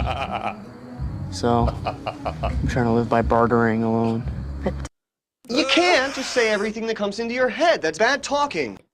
Based on, science. We never know what's going on the outside of the world. That just about wraps it up, eh? Get your hand off my penis! Why did you do that? For what reason? What is the charge? Eating a meal? A succulent Chinese meal? God, I love this fucking thing. All right, everybody. Thanks so much. This has been fun. Nance, I'm glad you were able to do this with me. Tyler. Yeah, dude. This was good. I saw Tyler in the chat way earlier than I thought he had left, so I didn't bother calling him out, but he's still here. Tyler, it's great to see you, man. Yeah, I wish you'd been here longer as well. For sure. Should have gotten a burrito on the way out with you all. I bet Tyler drove for 9 hours just like, man, I could have had a burrito, about that burrito with the homies. Virtual burritos, dude. Next time, we will ensure that you get a burrito with us. Tyler, prepare yourself mentally. We all went over to the taco truck, and I went up to like 4 people separately, and I said, do not get the LA burrito because it has Cheetos in it, and the fiery hot Cheetos are great outside of the burrito, but once they're inside, they get all soggy, and it's weird. Soggy. Yeah. And so I told those 4 people, and those 4 people got what I got, and then we were all over at the picnic table, and then up come walking all these other motherfuckers eating the fucking LA burritos, and Elton's like, he was like this, he was like eating it, he's like, and I was like, did you get the LA burrito with the hot flaming Cheetos? And he was like, I didn't know it had he's like, I didn't read what it had inside of it, and I was like, so Tyler, there's like this 50-50 chance that you would have had a bad experience is what I'm trying to say. So, Now you have forewarning, and so now you know for next time. We'll get burritos, and they won't be the LA burritos. Yeah. All right, everybody. This was great. Talk to you all later. Peace. Peace out, y'all. We cannot do direct revolution, but the only way to lay the foundation for it is to do what you are doing to move the underground. It's a theoretically correct title. Welcome to Theory Underground, a place for workers with earbuds who are tired of letting others read and think on their behalf, slipstreaming our way into an understanding of the situation that short-circuits the deadlocks of our moment. Research at Theory Underground focuses on what is most important for understanding our current situation. Theory of the subject, capital, time-energy theory, critical media theory, CMT, and the most essential critiques necessary for understanding why the theory, ideology, and common sense of influencers left to right misses the mark. Theory Underground is coming to a city near you. What that has meant in the last year is traveling across the United States, into Canada, and then all over Europe to promote our books, courses, and ideas related to time energy and underground theory. You've been reading Underground Theory. I'm a publisher and an editor. I run a review of books. Literally, it's my living. This is the best edited collection I've ever read. Okay, picture this scene. America, early 2021. An Amazon warehouse worker arises from the emerging underground theory internet scene to create spaces for untimely topics and concerns that are too often neglected or kept in isolation today. Joined by a revolving cast of underground theorists, academics, and critics, he establishes what will become Theory Underground, a teaching, research, and publishing platform by and for working-class intellectuals, autodidacts, and academics who want to do more than they're able to do within the confines of academia. That warehouse worker's name is David McKerracher, and his book Time Energy is his first major contribution to the world of theory. It was recently reprinted with a foreword by none other than Slavoj Žižek, who also contributed to Theory Underground's latest book. My Bible, it's an excellent book. A collection of essays called Underground Theory. What you just heard is an excerpt from the Strange Exiles podcast, episode 23, where Bram from Strange Exiles interviewed me and Mikey. For those who don't know, Mikey is the author of the Dangerous Maybe blog. We are publishing one of his books here shortly at Theory Underground. He's also a lecturer at Theory Underground, and he's someone I've been friends and a collaborator with for over 10 years. But most importantly for you all, he's a fantastic lecturer, and it's a crime that he has to do wage labor right now. One of the long-term goals of Theory Underground has been now for a couple of years to hashtag free Mikey. That is something that I've been really pushing, but first I had to get freed from wage labor, which was achieved this year. That's right. Thanks to my monthly seminar subscribers, I was able to quit Amazon and do Theory Underground full time. Now I'm announcing the next big phase of the plan, which is the Mikey Down Seminar. What monthly subscribers to the Mikey Seminar are paying for is a survey of philosophy, including deep dives into Zizek, Land, Lacan, Baudrillard, Bataille, Lyotard, and ultimately the whole history of philosophy. We're trying to build like this ongoing seminar, right? And that's what I really like about this thing, where, you know, if I'm teaching a main text, that's something I got to focus on. I got to really, but the seminar thing, we can do this stuff all the time where we dive deeper into concepts, we dive deeper into certain, you know, sections of books or whatever, and we can really do this nuanced stuff. I think that there's probably no better way for us to accelerate our learning in these areas than by slipstreaming Mikey. And that has been my belief for years and years and years now. It's official. You're able to help out. You're able to get involved. You're able to benefit directly from liberating him from wage labor. Get on it right now. Do it. Just go. Stop what you're doing. Go click the button. Subscribe. This is what you do. Subscribe to him. If you're already signed up for the ongoing Theory Underground seminars, then that's the ones that I do with my wife, Anne.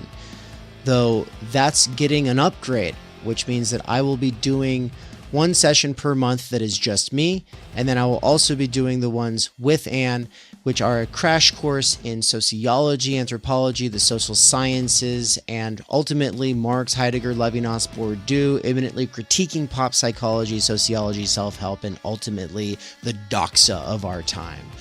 But if you would like to be a subscriber to both Mikey's seminar and the seminar that the Snellgrove McCarrickers are doing, then the best way is to become a Tier 4 subscriber, or you can be a Tier 2 subscriber to each of us. The reason this matters is because Tier 2 is like pretty much the best bang for your buck. It gives you huge discounts on all of the courses that we do. But if you can't afford it, Tier 4 is amazing because it gives you Tier 3 access at both Mikey's seminar and ours. And finally, not everybody has time to be part of these ongoing research seminars, and they just want to fund the paid content for the YouTube and podcast. And so thank you so much to our patrons over at Patreon. They're the ones funding all the free stuff. So big thank you to Bert, Marilyn, Carl, Sahil, Zozandra, Nikolai, Darian, Tyler, and Mandeep, and all the other wonderful patron people. Patreon people. And thank you to all the other wonderful Patreon people. Thank you so much to all of you patrons and also to the special subscribers and the paying subscribers. Oh my God. It's just so awkward. Thank you, Patreon. Patrons. Thank you. Oh, okay. And to all the other wonderful patrons. Thank you so much, all you patrons. And also a special thanks to the subscribers on the YouTube side, as well as the paying subscribers over at Substack. Why can't we do this? Fuck. You guys, just thank you. Thank you, everyone, for making this bullshit possible. Thank you to the subscribers.